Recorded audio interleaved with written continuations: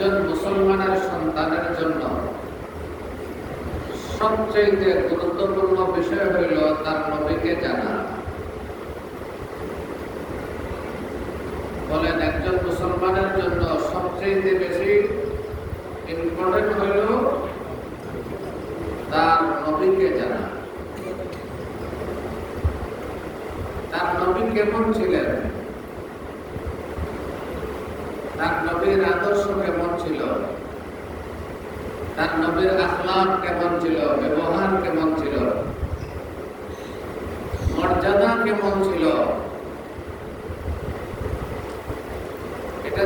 প্রত্যেক মুসলমানের জন্য ফরজ। যে মুসলমান তার নবী সম্পর্কে জানে না, সে মুসলমান কতটুকু থাকবে বলেন? যে মুসলমান তার নবী সম্পর্কে জ্ঞান রাখে না, ইলম রাখে না, জানে না, সে কতটুকু মুসলমান থাকবে? কারণ নবীজির আদর্শের নাম হইল ইসলাম, ঠিক কিনা? নবীজির তালিমের নাম হইল ইসলাম, নবীজির সুন্নতের নাম হইল ইসলাম। এখন নবীজি সম্পর্কে যদি জানেই না, তাহলে এর চাইতে হতভাগা মুসলমান আর কেউ হইতে পারে? আজকে মুসলমানরা সবচেয়ে বেশি হতভাগা এই জন্য যে মুসলমানদের স্কুল, কলেজ, ভার্সিটি সব জায়গায় সব আছে, শুধু নবী ছাড়া, ঠিক কিনা? রবীন্দ্রনাথ আছে, কার্ল মার্কস আছে, লেনিন আছে, মাও সেতুং আছে, শেখ মুজিব আছে, জিয়াউর রহমান আছে, সবার কথা আছে, নাইকে আমাদের বই, পুস্তক, ইতিহাস যেগুলা আমাদের ছেলেমেয়েরা পড়ে বড় হয়, সেখানে শুধু নাইকে মুহাম্মদ সাল্লাল্লাহু আলাইহি ওয়াসাল্লাম, বাকি সেখানে সবাই আছে। গান্ধীর কথা জানে, লেনিনের কথা জানে, আব্রাহাম লিঙ্কনের কথা জানে, মাদার তেরেসার কথা জানে, সব জানে। কবি শামসুর রহমানের কথা জানে, কিন্তু জানে না মুহাম্মদ সাল্লাল্লাহু আলাইহি ওয়াসাল্লাম। এজন্যই মুসলমানরা পরিপূর্ণ মুসলমান হচ্ছে না, আর এই কারণেই বেঈমানরা মুসলমানদের উপর জুলুম নির্যাতন চালাচ্ছে। জন্য প্রত্যেকটা মুসলমানের জন্য, প্রত্যেকটা মুসলমান ছাত্রের জন্য, ছাত্রীর জন্য, প্রত্যেকটা মুসলমান যুবকের জন্য গুরুত্বপূর্ণ হইল রাসূল করিম সাল্লাল্লাহু আলাইহি ওয়াসাল্লাম সম্পর্কে জানা।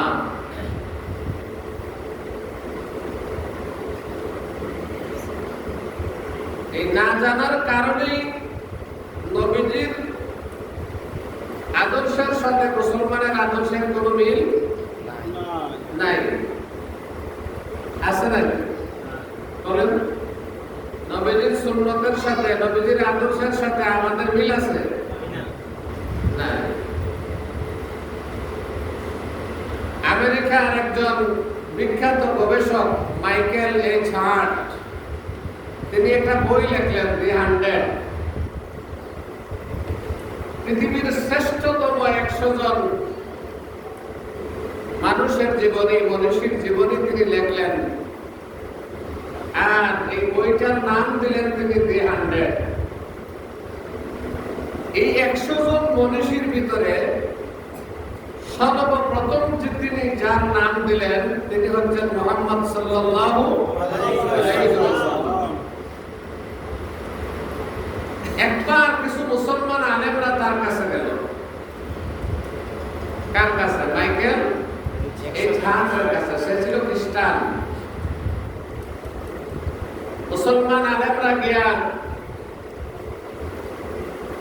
মাইকেল এইচ হার্টকে বলল যে আপনি তো আমাদের নবীকে বড় ভালোবাসেন, আপনি খ্রিস্টান হইয়া আপনার নবী ঈসাকে দিয়েছেন 2 নম্বরে, আর আমাদের ইসলামের নবী মুহাম্মদকে দিয়েছেন 1 নম্বর। আপনি যদি মুহাম্মদ সাল্লাল্লাহু আলাইহি ওয়াসাল্লামকে এত ভালোবাসেন, তাহলে আপনি মুসলমান হন না কেন? আপনি মুসলমান হয়ে যান। সে তখন জবাব দিল যে আমি তোমাদের নবীর এক নম্বর স্থান দিছি তোমাদের নবীর আদর্শ দেখে। কারণ আমাদের নবীর আদর্শের চাইতেও তোমাদের নবীর আদর্শ শ্রেষ্ঠ, পরিপূর্ণ। এজন্য ওনাকে আমি এক নম্বর স্থান দিছি। আর আমি মুসলমান হই না কেন জানো? আমি মুসলমান হই না তোমাদের মতো মুসলমানদেরকে দেখে। কারণ তোমাদের নবীর যে আদর্শ পাওয়া যায় কিতাবের ভিতরে, এই আদর্শের সাথে তোমাদের কোনো মিল নাই।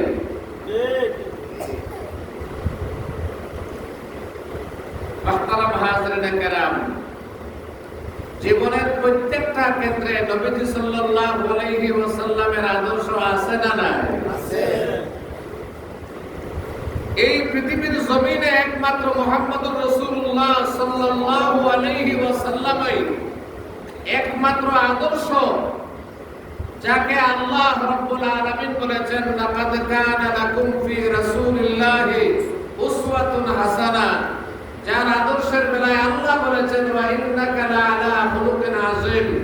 হে নবী, নিশ্চয় আমি আপনাকে সর্বোত্তম আদর্শ, আপনার মধ্যেই সর্বোত্তম আদর্শ রয়েছে, আমি আপনাকে সর্বোত্তম আদর্শ, সর্বশ্রেষ্ঠ আদর্শ দিয়া দুনিয়াতে প্রেরণ করেছি। আমার নবী সাল্লাল্লাহু আলাইহি ওয়াসাল্লামের আদর্শের চাইতে শ্রেষ্ঠ আদর্শ আর নাই। নবীজি সাল্লাল্লাহু আলাইহি ওয়াসাল্লাম নিজে বলেছেন, আদাবানি রাব্বি ফাহসানা তা'দীবি, আল্লামানি রাব্বি ফাহসানা তা'লিমি। আল্লাহর নবী সাল্লাল্লাহু আলাইহি ওয়াসাল্লাম বলেন, আমার রব আমাকে আদব শিক্ষা দিয়েছেন, সর্বশ্রেষ্ঠ আদব। আমার আল্লাহ আমাকে ইলম শিক্ষা দিয়েছেন, তালিম দিয়েছেন, সর্বশ্রেষ্ঠ তালিম। এজন্য নবীজি সাল্লাল্লাহু আলাইহি ওয়াসাল্লামের আদর্শের চাইতে শ্রেষ্ঠ আদর্শ আর কেউ নেই।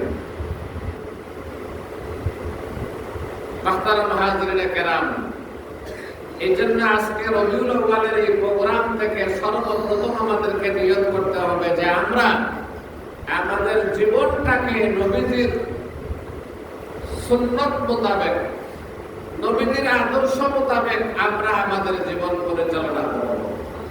এই নিয়ত আছে ইনশাআল্লাহ? ইনশাআল্লাহ। আল্লাহ তাআলা সবাইকে কবুল করেন, সবাই বলেন আমিন।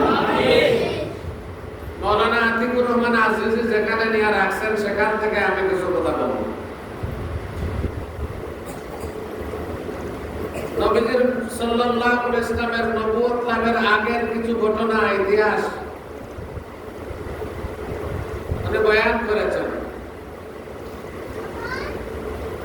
আমি নবীজি সাল্লাল্লাহু আলাইহি ওয়াসাল্লামের নবুয়ত পাওয়ার পর থেকে কিছু কথা আপনাদেরকে শোনাইতে চাই। আল্লাহর নবী সাল্লাল্লাহু আলাইহি ওয়াসাল্লামের বয়স যখন 35 বছর হইল, কত বছর? 35 বছর। নবীজির 35 বছর বয়স থেকে নবীজি সাল্লাল্লাহু আলাইহি ওয়াসাল্লাম বাড়িঘর ছেড়ে মক্কার একটা উঁচু পাহাড়, এই পাহাড়ের উপরে একটা গুহা, যে গুহার নাম হইল হেরা গুহা। এখনো কোন মানুষ যদি মক্কায় যান, যারা গেছেন তারা জানেন এবং তারা দেখছেন।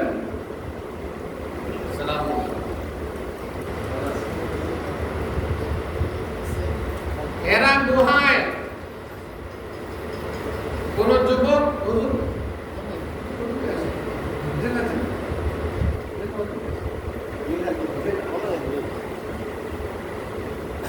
এখনো কোন মানুষ যদি,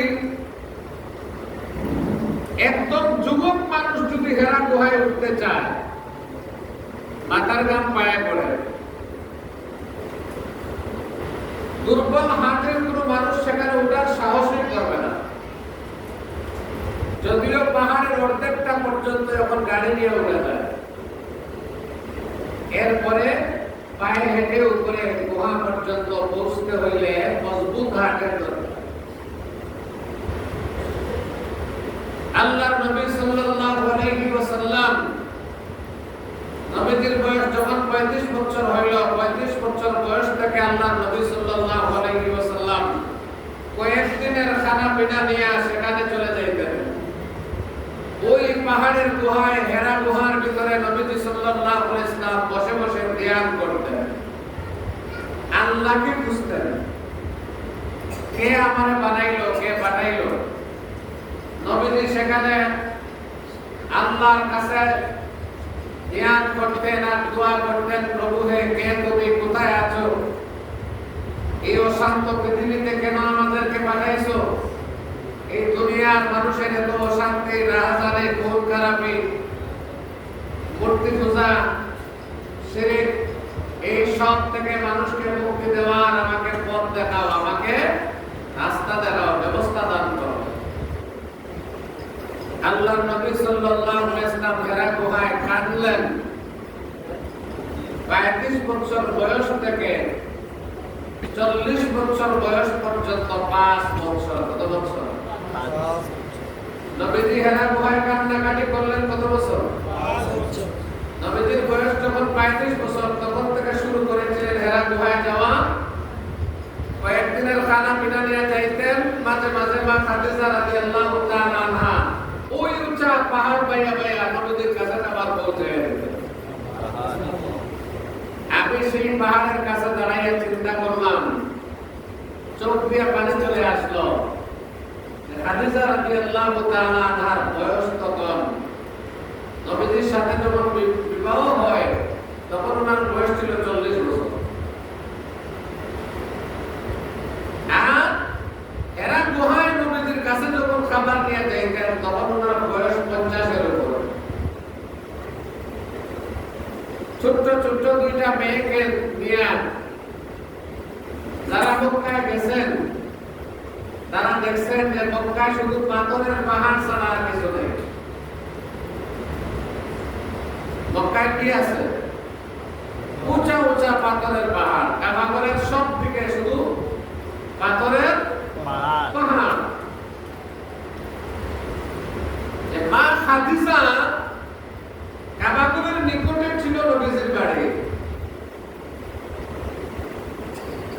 এখন এটাকে সৌদি সরকার লাইব্রেরি বানাইয়া রাখছে। নবীজি সাল্লাল্লাহু আলাইহি ওয়াসাল্লামের যেখানে বাড়ি ছিল এটাকে এখন কি বানাইছে? সৌদি সরকার সেখানে একটা লাইব্রেরি বানাইয়া রাখছে। গেলেই দেখা যায় হলুদ একটা বিল্ডিং। আল্লাহ রাসূল সাল্লাল্লাহু আলাইহি ওয়াসাল্লাম এই বাড়িটাতেই বসবাস করতেন। রাসূল করিম সাল্লাল্লাহু আলাইহি ওয়াসাল্লাম বাড়ি ছিল মক্কার নিকটে। এখান থেকে কয়েক মাইল দূরে অসংখ্য পাথরের টিলা বাইয়া বাইয়া মহিলা হইয়া 50 বছর বয়সের খাদিজা রাদিয়াল্লাহু তাআলা আনহা ছোট ছোট বাচ্চাদেরকে নিয়ে আবার নবীর জন্য খাবার নিয়ে কেমনে হেরা গুহায় যাইতেন। আর প্রায় এই 1/2 কিলোমিটারের চেয়ে আরো বেশি উঁচাই পাহাড়টা বাইয়া বাইয়া মা খাদিজা রাদিয়াল্লাহু তাআলা আনহা অর্ধেকটা পাহাড় পর্যন্ত মা খাদিজা উঠতেন। আল্লাহর নবী সাল্লাল্লাহু আলাইহি ওয়াসাল্লাম সেই গুহা থেকে নেমে অর্ধেক নিচে নামতেন, খাদিজার কাছ থেকে খাবার নিয়ে যাইতেন। যেখানে মা খাদিজা রাদিয়াল্লাহু তাআলা আনহা খাবার নিয়ে বসতেন সেখানে ওই টিলা পাহাড়ের মধ্যখানে এখন গাড়ি নিয়ে উঠা যায়। এই রকমের রাস্তা।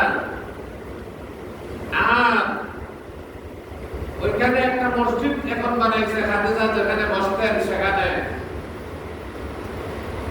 সেখানে গিয়ে যদি আপনি দাঁড়ান, ওই পাহাড়ে দাঁড়াইলে আপনার আকল কাজ করবে না যে মহিলা হইয়া 50 বছর বয়সে মা খাদিজা রাদিয়াল্লাহু তাআলা আনহা ছোট্ট ছোট্ট মেয়েদেরকে সাথে নিয়ে কেমনে মক্কা থেকে পাথরের অসংখ্য পাহাড়গুলো বাইয়া বাইয়া এখানে আসতেন।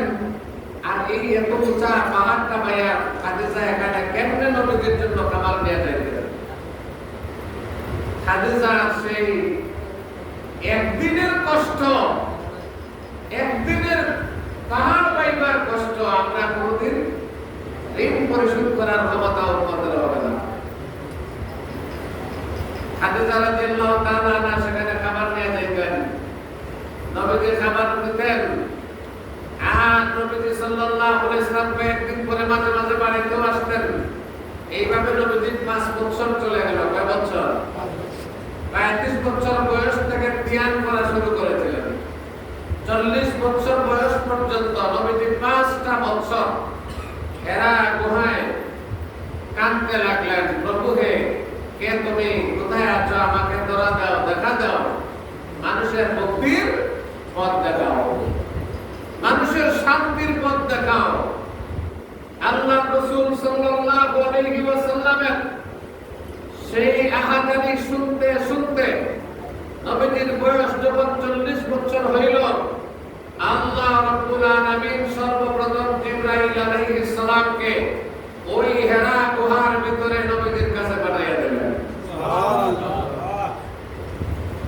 এবার হেরা গুহার ভিতরে লোকেরা যায়, সেখানে যাদের শক্তি আছে এখনো সেখানে প্রতিদিন শত শত হাজার হাজার মানুষ উঠে আর ওই গুহার ভিতরে 2 রাকাত 4 রাকাত নামাজ পড়ে। যদি আপনাদেরও কখনো যাওয়ার সুযোগ হয়ে পড়বেন, ওই পাহাড়টা পাইয়া উঠলে বা পাহাড় যদি উঠতেও না পারেন, নিচে দাঁড়াইয়া চাইলেও বুঝবেন নবীজি সাল্লাল্লাহু আলাইহি ওয়াসাল্লামের কি পরিমাণের কষ্ট হইতো এই পাহাড়ের উপরে ওঠা, খাদিজার কি পরিমাণের কষ্ট হইতো এই পাহাড়ের উপরে ওঠা, উম্মতের জন্য কি পরিমাণের কষ্ট করেছে।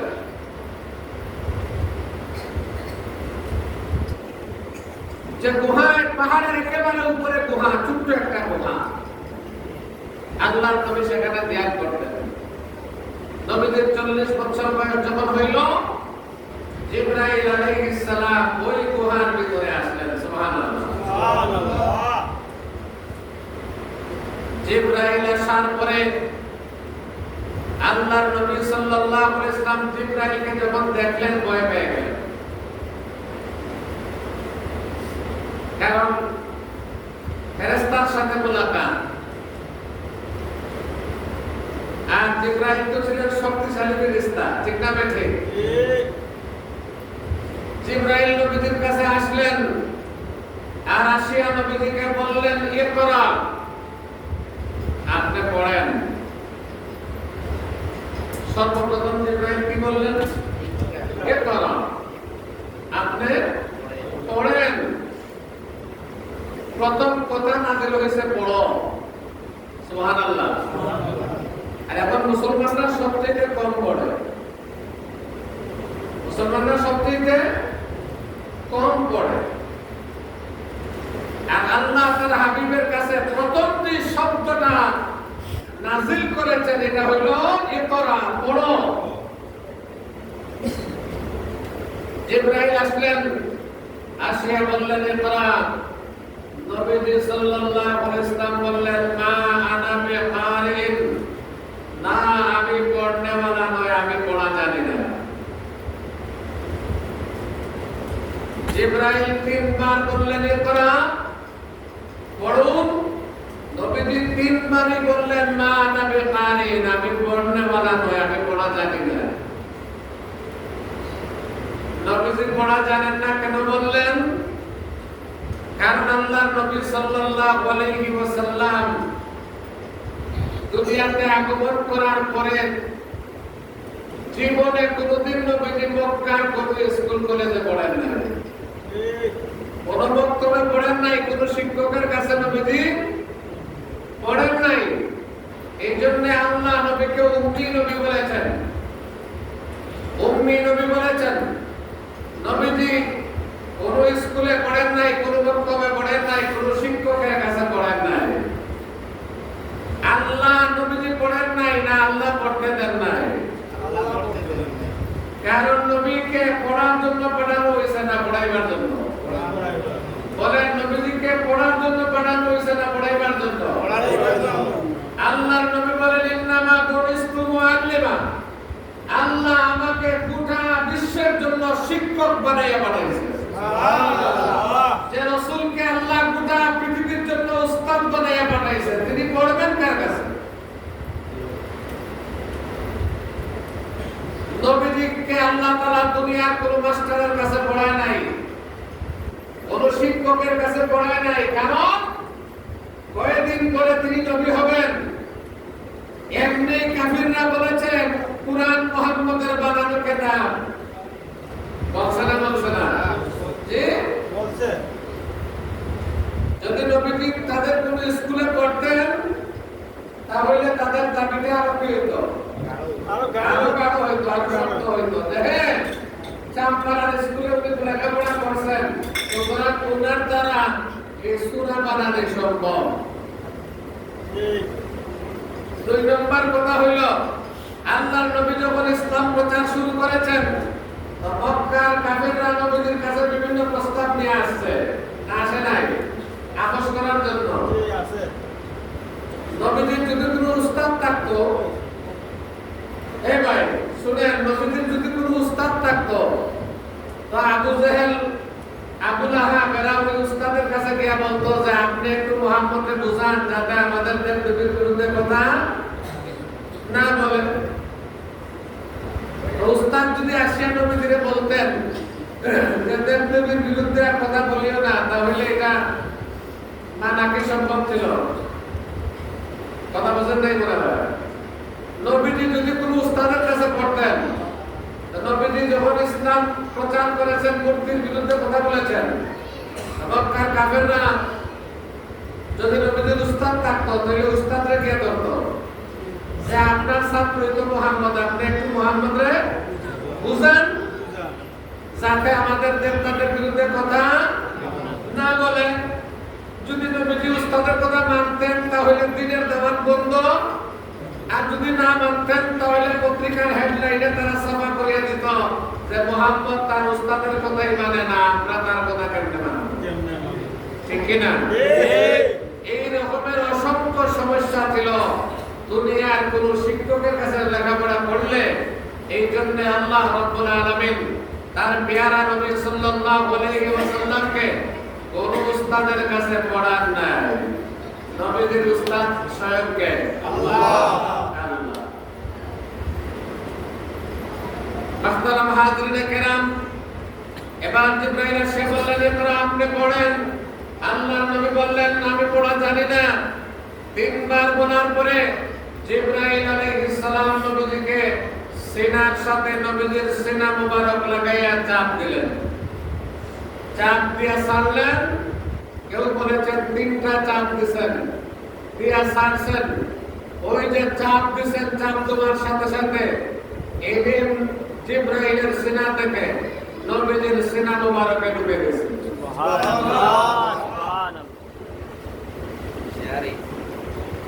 এবার নবী সাল্লাল্লাহু আলাইহি ওয়াসাল্লামকে তিনবার চাপ দেওয়ার পরে সারিয়া জিবরাইল বললেন ইকরা বিসমি রাব্বিকাল্লাযী খালাক। নবীজি পড়তে লাগলেন ইকরা বিসমি রাব্বিকাল্লাযী খালাক। পড়ো তোমার প্রভুর নামে যিনি তোমাকে সৃষ্টি করেছেন। এই তো শুরু হয়ে গেল কোরআন নাযিল হওয়া। সর্বপ্রথম 5টা আয়াত নাযিল হইল। কয়টা? 5টা। বলেন কয়টা? 5টা। 5টা। সূরা আনামের 5টা আয়াত। ইকরা বিসমি রাব্বিকাল্লাযী খালাক, খালাকাল ইনসানা মিন আলাক, ইকরা ওয়া রাব্বুকাল আকরাম, আল্লাযী আল্লামা বিল কলম, আল্লামাল ইনসানা মা লাম ইয়ালাম। এই 5টা আয়াত নবীজির উপরে সর্বপ্রথম নাযিল হইল। এবার নবীজি সাল্লাল্লাহু আলাইহি ওয়াসাল্লাম প্রচন্ড ভয় পেয়ে গেলেন, কারণ জিবরাইলের মুখের সাথ, ঠিক না বেঠিক? জিবরাইলের আমরা যদি কোনো পাঞ্জাবির সাথে মুখ মিলে, পাঞ্জাবি পাঠানোর সাথে যদি হঠাৎ আমরা কেউ কি করে বুক মিলাই, খবর আছে না? না জি খবর আছে। তো নবী সাল্লাল্লাহু আলাইহি ওয়াসাল্লাম বুক মিলাইছেন কার সাথে? চারটা কে দিছে? জিবরাইল। নবীজি সাল্লাল্লাহু আলাইহি ওয়াসাল্লাম প্রচন্ড ভয় পেয়ে গেলেন। কাঁপতে কাঁপতে আল্লাহর নবী বাড়ির মধ্যে চলে গেলেন। নবীজির শরীর মোবারকের মধ্যে প্রচন্ড জ্বর চলে আসলো। আল্লাহর নবী সাল্লাল্লাহু আলাইহি ওয়াসাল্লাম এবার খাদিজা রাদিয়াল্লাহু তাআলা তাকে ডাক দিয়ে বললেন, খাদিজা গো, সাব্বিরুনি, তাড়াতাড়ি তুমি আমারে কম্বল দিয়ে ঢাকিয়ে দাও। খাদিজা নবীজির কাছে আসলেন। আল্লাহর নবী সাল্লাল্লাহু আলাইহি ওয়াসাল্লাম জিবরাইলের আগমনের ঘটনা খাদিজার কাছে শুনাইলেন। আল্লাহর নবী বললেন, আমার বড় ভয় হইতেছে, আমার কি জীবন শেষ হয়ে যায়। খাদিজা রাদিয়াল্লাহু তাআলা আনহা বড় বুদ্ধিমতী মহিলা ছিলেন। এবার খাদিজা জবাব দিলেন, না না, আপনার কোনো ক্ষতি হইতে পারে না, আপনার কাছে কোনো খারাপ জিনিস আপনার কাছে আসতে পারে না, কারণ আপনি এতিম গরিবকে আপনি সহযোগিতা করেন, আপনি মানুষের বিপদ আপদে আপনি মানুষকে সহযোগিতা করেন, আপনি মহান চরিত্রের অধিকারী, অতএব আপনার কাছে কোনো খারাপ জিনিস আসতে পারে না। অবশ্যই আপনার কাছে যিনি এসেছেন তিনি মানবীয় হবেন। সুবহানাল্লাহ। খাদিজা নবী সাল্লাল্লাহু আলাইহি ওয়াসাল্লামকে এবার অভয় দিয়ে দিলেন। এরপরেও নবী সাল্লাল্লাহু আলাইহি ওয়াসাল্লামের মনের ভিতরে শান্তি পাইতেছেন না। এবার খাদিজা আল্লাহর নবী সাল্লাল্লাহু আলাইহি ওয়াসাল্লামকে ডাক দিয়ে বলেন, স্বামী আমার শুনেন, আপনার যদি সন্দেহ হয় তাহলে আমার চাচাতো ভাই একজন আছে, তার নাম হইল ওয়ারাকা ইবনে নওফল। তিনি তাওরাত কিতাবের একজন আলেম। ওনার কাছে আপনার নিয়ে যাইব। উনি আপনার ঘটনা শুনলে বলতে পারবে আপনার কাছে কোনো জিন আসছে না ভালো কেউ আসছে।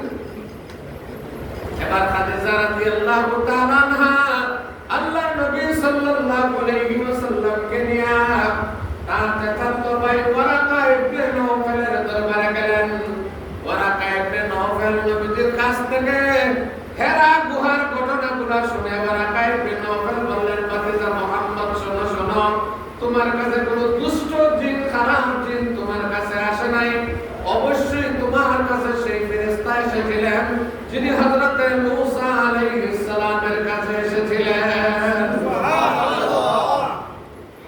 ও ভাতিজা মুহাম্মদ, আমার তো বয়স হয়ে গেছে, আমি ততদিন পর্যন্ত হয়তো বাঁচব না।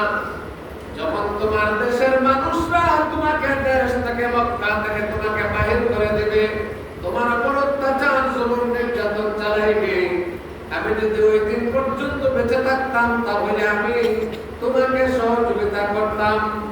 আল্লাহর নবী সাল্লাল্লাহু আলাইহি ওয়াসাল্লাম বললেন, কি আমার দেশের মানুষ দেশ থেকে বাহির করে দিবে?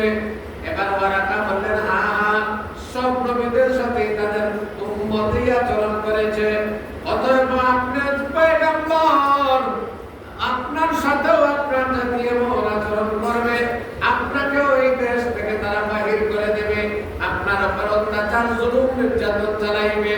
মাহতারাম হাজিরিনে কেরাম, এবার নবী সাল্লাল্লাহু আলাইহি ওয়াসাল্লাম বাড়িতে চলে আসলেন। মাহতারাম হাজিরিনে কেরাম, 3টা বছর পর্যন্ত চলে গেল। এরপরে কিছুদিন পর্যন্ত ওহী নাযিল হওয়া বন্ধ হয়ে গেল। আল্লাহর নবী সাল্লাল্লাহু আলাইহি ওয়াসাল্লামের উপর আল্লাহ তাআলা কিছুদিন ওহী নাযিল করলেন না, কারণ আল্লাহ রাব্বুল আলামিন নবীজি সাল্লাল্লাহু আলাইহি ওয়াসাল্লামকে একটু সাহায্য করার জন্য আল্লাহর নবীকে আল্লাহ তাআলা সুযোগ দিতেছিলেন যে একটু মত তৈয়ার হয়ে যাও, একটু তিনি যেন পুরোপুরি প্রস্তুতি নিতে পারেন ওহী নেওয়ার জন্য। আল্লাহ রাব্বুল আলামিন নবীজি সাল্লাল্লাহু আলাইহি ওয়াসাল্লামকে এবার ডাক দিলেন, ইয়া আইয়ুহাল মুদাসসির কুম ফাআনজির। আল্লাহ তাআলা নবীজি সাল্লাল্লাহু আলাইহি ওয়াসাল্লামকে ডাক দিলেন, হে চাদর আবৃত। আল্লাহর নবী কম্বল গায়ে দিয়ে ঘুমিয়েছিলেন। আল্লাহ তাআলা ডাক দিলেন, হে কম্বল আবৃত, উঠো, এভাবে ঘুমিয়ে থাকলে হবে না। দুনিয়ার মানুষের কাছে তোমার রবের শ্রেষ্ঠত্ব তুমি বর্ণনা করো। মাহতারাম হাজিরিনে কেরাম, আল্লাহ রাব্বুল আলামিন আল্লাহর নবী সাল্লাল্লাহু আলাইহি ওয়াসাল্লামকে শুরুতে কালেমার দাওয়াত দেওয়ার জন্য আদেশ করলেন না। 3 বছর পর্যন্ত সময় নবীকে প্রস্তুতির জন্য দিয়ে দিলেন। এরপরে আল্লাহর নবী সাল্লাল্লাহু আলাইহি ওয়াসাল্লামকে আল্লাহ রাব্বুল আলামিন সর্বপ্রথম মক্কার মানুষকে দাওয়াত দেওয়ার দায়িত্ব দিলেন না, বরং আল্লাহ তাআলা নবীর কাছে একটা নির্দেশ পাঠাইলেন, ওয়া আনজির আশীরাতাকাল আকরাবিন। নবী গো, আপনি আপনার একান্ত আপনজন যারা, নিকটাত্মীয় স্বজন যারা, তাদেরকে আপনি আপনার রবের ভয় দেখান, আপনি তাদের কাছে কালেমার দাওয়াত দেন। আল্লাহর নবী সাল্লাল্লাহু আলাইহি ওয়াসাল্লাম এবার নিজের বংশের কিছু মানুষকে দাওয়াত দিয়া জামালে আবু কুবাইসের মধ্যে নিয়ে গেলেন। আল্লাহর নবী সেখানে যাওয়ার পরে ওই মানুষদেরকে বললেন, শোনো শোনো, আমি যদি তোমাদেরকে বলি এই পাহাড়ের পিছন দিকে শত্রু বাহিনী লুকাইয়া আছে, যে কোনো মুহূর্তে তোমাদের উপর আক্রমণ করে তোমাদেরকে শেষ করে দিতে পারে, তাহলে তোমরা কি আমার কথা বিশ্বাস করবে? সবাই বলল, হ্যাঁ হ্যাঁ, অবশ্যই আমরা বিশ্বাস করব, কারণ আপনি কোনোদিন মিথ্যা কথা বলেন নাই, আপনি আলামিন। নবীজি বললেন, তাহলে শুনো, তোমাদের জীবন যেভাবে চলতেছে, তোমাদের পিছনে জাহান্নামের দাগদাগা আগুন দাঁড়াইয়া আছে। তোমরা যদি আমার উপর ঈমান না আনো, আল্লাহ আমাকে তোমাদের জন্য নবী বানিয়ে পাঠাইছে, আল্লাহ আমাকে তোমাদের জন্য পয়গম্বর বানাইছে। অতএব তোমরা যদি ঈমান না আনো, তাহলে ওই জাহান্নামের আগুন ছাড়া তোমাদের আর কোনো পথ থাকবে না। তোমরা আমার উপরে কালেমা পড়ো, ঈমান আনো। সাথে সাথে নবীজির চাচা আবু লাহাব দাঁড়াইলো, আর আল্লাহর নবী সাল্লাল্লাহু আলাইহি ওয়াসাল্লামকে গালি দিল, তাব্বাল্লাকা ইয়া মুহাম্মদ আলিহাযা জামাতানা। ও মুহাম্মদ, তুমি ধ্বংস হয়ে যাও, এই কারণেই কি তুমি আমাদেরকে জমা করেছো? নাউযুবিল্লাহ। নাউযুবিল্লাহ। মুহতারাম হাজিরিনে কেরাম, এবার নবী সাল্লাল্লাহু আলাইহি ওয়াসাল্লাম জীবনে প্রথম তাবলীগ করলেন, প্রথম দাওয়াত দিলেন ঘরের মানুষদেরকে, গোষ্ঠীর মানুষদেরকে, নিকট আত্মীয় স্বজন যারা ছিল তাদেরকে। প্রথম দাওয়াত দিলেন কাদেরকে? আল্লাহ আদেশ করলেন, আনজির আশীরাতাকাল আকরাবিন। আপনি আপনার নিকট আত্মীয় স্বজন যারা আছে তাদেরকে আপনি কি করেন? দ্বীনের দাওয়াত দেন। সুবহানাল্লাহ। মুহতারাম হাজিরিনে কেরাম, এরপরে আল্লাহ রাব্বুল আলামিন নবীজি সাল্লাল্লাহু আলাইহি ওয়াসাল্লামকে আদেশ করলেন, আল্লাহ রাসূল সাল্লাল্লাহু আলাইহি ওয়াসাল্লামকে আদেশ করলেন, নবী গো, আপনি এবার আর নিজের আত্মীয় স্বজন নয়, বরং আপনি দুনিয়ার মানুষের কাছে আপনি দ্বীনের দাওয়াত আপনি পৌঁছাইয়া দেন। সুবহানাল্লাহ। সুবহানাল্লাহ। প্রথম আদেশ ছিল আত্মীয় স্বজনের কাছে দাওয়াত দেওয়া। এরপরে আল্লাহ দ্বিতীয়বার নবীজিকে নির্দেশ দান করলেন যে আত্মীয় স্বজনের কাছে এখন না, বরং কষ্ট নেই আপনাদের, আমি শেষ করে নেব ইনশাআল্লাহ। আল্লাহ তাআলা নবীজিকে আদেশ করলেন দ্বিতীয়বার যে এখন আপনি মানুষের কাছে কি করেন? কালেমার দাওয়াত পৌঁছাইয়া দেন। ইয়া আইয়ুহান নাস কুলু লা ইলাহা ইল্লাল্লাহ তুফলিহুন।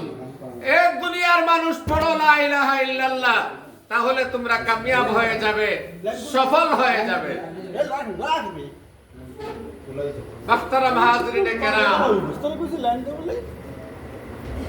যেই মক্কার মানুষগুলা নবীজি সাল্লাল্লাহু আলাইহি ওয়াসাল্লামকে আলামিন মানত, বিশ্বাসী মানত, যখন নবীজি তাদেরকে কালেমার দাওয়াত দিলেন, তখন তারা নবীজি সাল্লাল্লাহু আলাইহি ওয়াসাল্লামকে আলামিন মানছে? বলেন মানছে? মানে নাই। আল্লাহর নবীকে পাগল বলা শুরু করলো, আল্লাহর নবীকে জাদুকর বলা শুরু করলো, আল্লাহর নবীকে গণক বলা শুরু করলো, নবীজিকে পাথর মারা শুরু করলো। আল্লাহর নবী সাল্লাল্লাহু আলাইহি ওয়াসাল্লাম, আল্লাহর নবী সাল্লাল্লাহু আলাইহি ওয়াসাল্লামের কাছে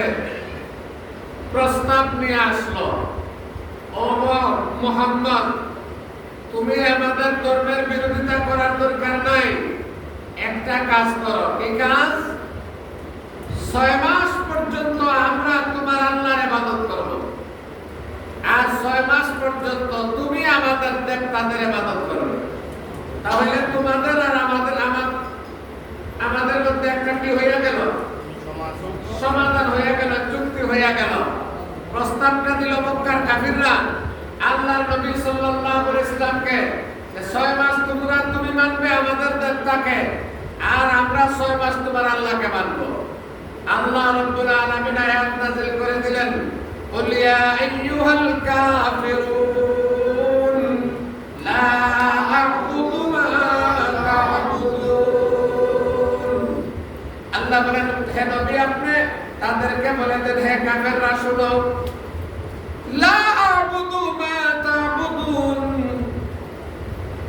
তোমরা যার ইবাদত করো আমি তার ইবাদত করি না। তোমরা যার ইবাদত করো আমরা তার ইবাদত করি না, আমি তার ইবাদত করি না। আল্লাহ তাআলা আদেশ করে দিলেন, নবী আপনি তাদেরকে জানাইয়া দেন, লাকুম দীনুকুম ওয়ালিয়া দীন, তোমাদের জন্য তোমাদের ধর্ম, আমার জন্য আমার ধর্ম। এবার মক্কার কাফিররা নবীজি সাল্লাল্লাহু আলাইহি ওয়াসাল্লামের চাচা আবু তালিবের কাছে গেল। আবু তালিবের কাছে গিয়ে প্রস্তাব করলো, আবু তালিব গো, আপনার ভাতিজা মুহাম্মদ তো আমাদের কোনো কথা শুনে না, কিন্তু আমরা তো আপনাদের সাথে সম্পর্ক নষ্ট করতে চাই না। ও আবু তালিব, এবার একটা প্রস্তাব আপনার কাছে দিলাম, আপনি আপনার ভাতিজা মুহাম্মদকে আপনি জিজ্ঞাসা করেন কেন সে এই কাজগুলা করতেছে, কেন বাপদাদার ধর্মের বিরুদ্ধে দাঁড়াইছে। যদি সে রাজা হইতে চায় আমরা তাকে মক্কার রাজা বানাইয়া নিব, গোটা আরবের প্রেসিডেন্ট বানাইয়া নিব। যদি সে ধনী হইতে চায় আমরা সবাই মিলে প্রচুর পরিমাণের ধন দিব, যাতে আমাদের সবার থেকে ধনী হয়ে যায়। যদি সুন্দরী বিয়ে করতে চায় তাও আমরা শ্রেষ্ঠ সুন্দরী মহিলা তার কাছে বিয়া দিয়া দিব। আর যদি কোনো জিনপুতে আসর করে কবিরাজি চিকিৎসা আমরা করাইব। কবিরাজি চিকিৎসা এটাও আমরা করাইব।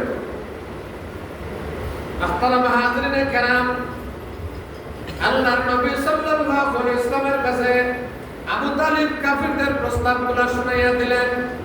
নবীজি সাল্লাল্লাহু আলাইহি ওয়াসাল্লাম এবার বললেন, চাচা আমাকে বাদশা বানানো দূরের কথা, আমার একজন ধন সম্পদ দেওয়া দূরের কথা, সুন্দরী মহিলা আমার কাছে বিয়ে দেওয়া দূরের কথা, আমি মুহাম্মদের ডান হাতের মধ্যে যদি আসমানের সূর্য আনিয়া দেয়, বাম হাতের মধ্যে যদি আসমানের চন্দ্র আনিয়া দেয়, এরপরেও লা ইলাহা ইল্লাল্লাহ দাওয়াত বন্ধ হবে না। এরপরেও লা ইলাহা ইল্লাল্লাহ দাওয়াত বন্ধ হবে না। এবার মক্কার কাফিরের সর্দাররা আবু তালিবকে বলল, আবু তালিব আপনি তো দেখলেন যে আপনার ভাতিজার সাথে আপোষ করার জন্য আমরা কত চেষ্টা করছি, কিন্তু আপনার ভাতিজা তো কোনোটাই মানতে রাজি না। আপনার ভাতিজার কারণে আমাদের সমাজে একটা ফিতনা সৃষ্টি হয়েছে, অতএব আপনি একটা কাজ করেন। কি কাজ? আবু তালিবকে প্রস্তাব দিল, আপনার ভাতিজা মুহাম্মদ রে আমাদের কাছে দিয়ে দেন, বিনিময়ে আমাদের যার ছেলেকে আপনার পছন্দ হয় তারে আপনি নিয়ে আসেন। আমাদের সবচেয়ে সুন্দর সুদর্শন ছেলেটাকে আপনাকে দিয়ে দিব, আর বিনিময়ে আপনার ভাতিজা মুহাম্মদকে আমাদের কাছে দিয়ে দিবেন, আমরা তাকে শেষ করে দেব। নাউযুবিল্লাহ। আবু তালিব বললেন, মাতার দুষ্টর ছেলে, আমার নিজের ছেলেরে তোমাদের কাছে দিব মারবার জন্য, আর তোমরা পরের ছেলেরে আমি লালন পালন করবো। এমন কাম আমি আবু তালিবের দ্বারা সম্ভব হবে না। মাহতারাম হাজিরিনে কেরাম, কাফেররা যখন দেখলো সব লাইন বন্ধ, নবীজিরে কোনো রকমের কি করতে পারে না, আপোষ করতে পারে না, এবার জনগণের উপর আইন করলো। জনগণকে ডাক দিয়ে বললো, আমি ঠিক করে জনগণ শুনো, মুহাম্মাদের কণ্ঠের মধ্যে জাদু আছে। মুহাম্মাদের তিলাওয়াত শুনলে মানুষ মুসলমান হয়ে যায়, যার কারণে আজকে থেকে 154 জারি করা হইল। আজকে থেকে রাত্রে কেউ আর মুহাম্মাদের তিলাওয়াত শুনতে পারবে না। আইন করলো কারা? জোরে বলেন, আইন করলো কারা? কি করতে পারবে না? তেলাওয়াত শুনতে পারবে না। তেলাওয়াত শুনতে পারবে না। আল্লাহ তাআলা কোরআন শরীফে শানের কথা তুলে ধরেছেন। وقال الذين كفروا لا تسمعوا لهذا القرآن والغوا فيه। আল্লাহ বলেন কাফেররা বলল লা তাসমাউ লিহাযাল কুরআন, এই কোরআন তোমরা শুনবে না, কোরআন তোমরা শুনবে না। আইন করলো কোরআন শুনবে না। এরপরেও কি মানুষরা আটকাইতে পারছে? না। আর জোরে বলেন, এরপরেও কি মানুষরা আটকাইতে পারছে? না। আটকাইতে পারে নাই। এবার কাফেররা চিন্তা করলো কোনো আইন দেয়া হয় না, পাগল কইয়া প্রচারণা চালাইলাম তাও হয় না। পাগল কইছে, কি কইছে?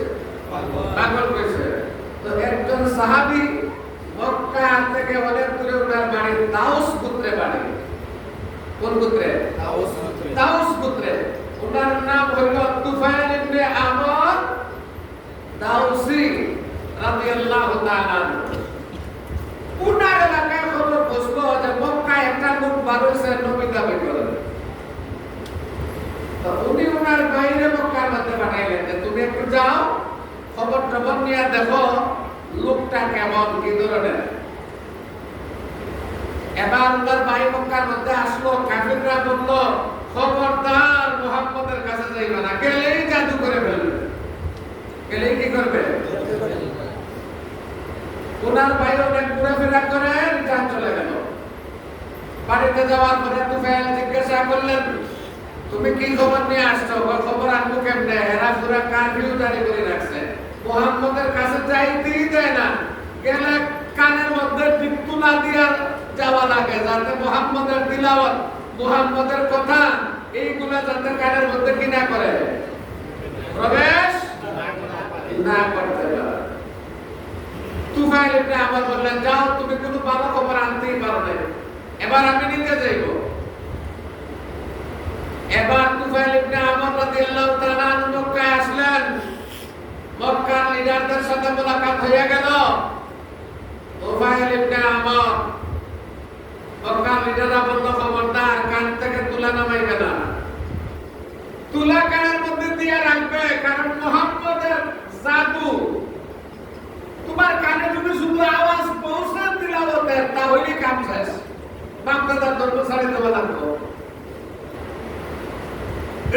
এবার তুফাইল ইবনে আমর দাউসি রাদিয়াল্লাহু তাআলা আনহু আসলেন, আর কানের মধ্যে তুলা দিয়া দিয়া আটে। আল্লাহ যারা হেদায়েত দেয় তারা কি তুলায় আটকাইতে পারে? না। কয়েকদিন পরে তুফাইল ইবনে আমরের মনে হইল আরে আমি নিজে একজন কবি, আমি নিজে একজন সাহিত্যিক, আমি তো আর কোনো ব্যাকল মানুষ না যে মুহাম্মদ যা বলবে আমার জাদু করে ফেলাইব। আমিও তো আমি কবি, আমি সাহিত্যিক, আমি দার্শনিক, আমিও তো একজন শিক্ষিত মানুষ। উনি কান থেকে তুলা সরাইয়া নিলেন, নবীজি সাল্লাল্লাহু আলাইহি ওয়াসাল্লামের দরবারে তিনি গেলেন, গিয়া বললেন মুহাম্মদ আমি শুনছি আপনাকে নাকি জিন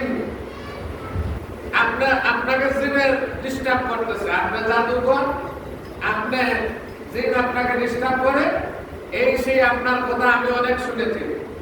আপনি বলেন আপনার যদি প্রয়োজন হয় আমি আপনাকে চিকিৎসা করব। আল্লাহর নবী সাল্লাল্লাহু আলাইহি ওয়াসাল্লাম বললেন আমার কথাগুলো শুনো। নবীজি সাল্লাল্লাহু আলাইহি ওয়াসাল্লাম কোরআনের আয়াত তিলাওয়াত করলেন। যখন তিলাওয়াত করলেন আয়াত তুফাইল ইবনে আমরের কলিজার ভিতরে ঢুকে গেছে। সুবহানাল্লাহ। এবার তিনি বললেন আমারে মুসলমান বানাইয়া দেন। সুবহানাল্লাহ। তুফাইল ইবনে আমর দাওসী রাদিয়াল্লাহু তাআলা আনহু নবীর তিলাওয়াত শুনে মুসলমান হয়ে গেলেন। সুবহানাল্লাহ। এবার উনি যখন বাড়িতে যায় আল্লাহর নবীকে বললেন, ইয়া রাসূলুল্লাহ, আপনি আল্লাহর কাছে দোয়া করেন আল্লাহ যেন আমাকে কোনো নিদর্শন দান করে যাতে আমার জাতিরে আমি কে দাওয়াত দিলে এরা মুসলমান হয়ে যায়।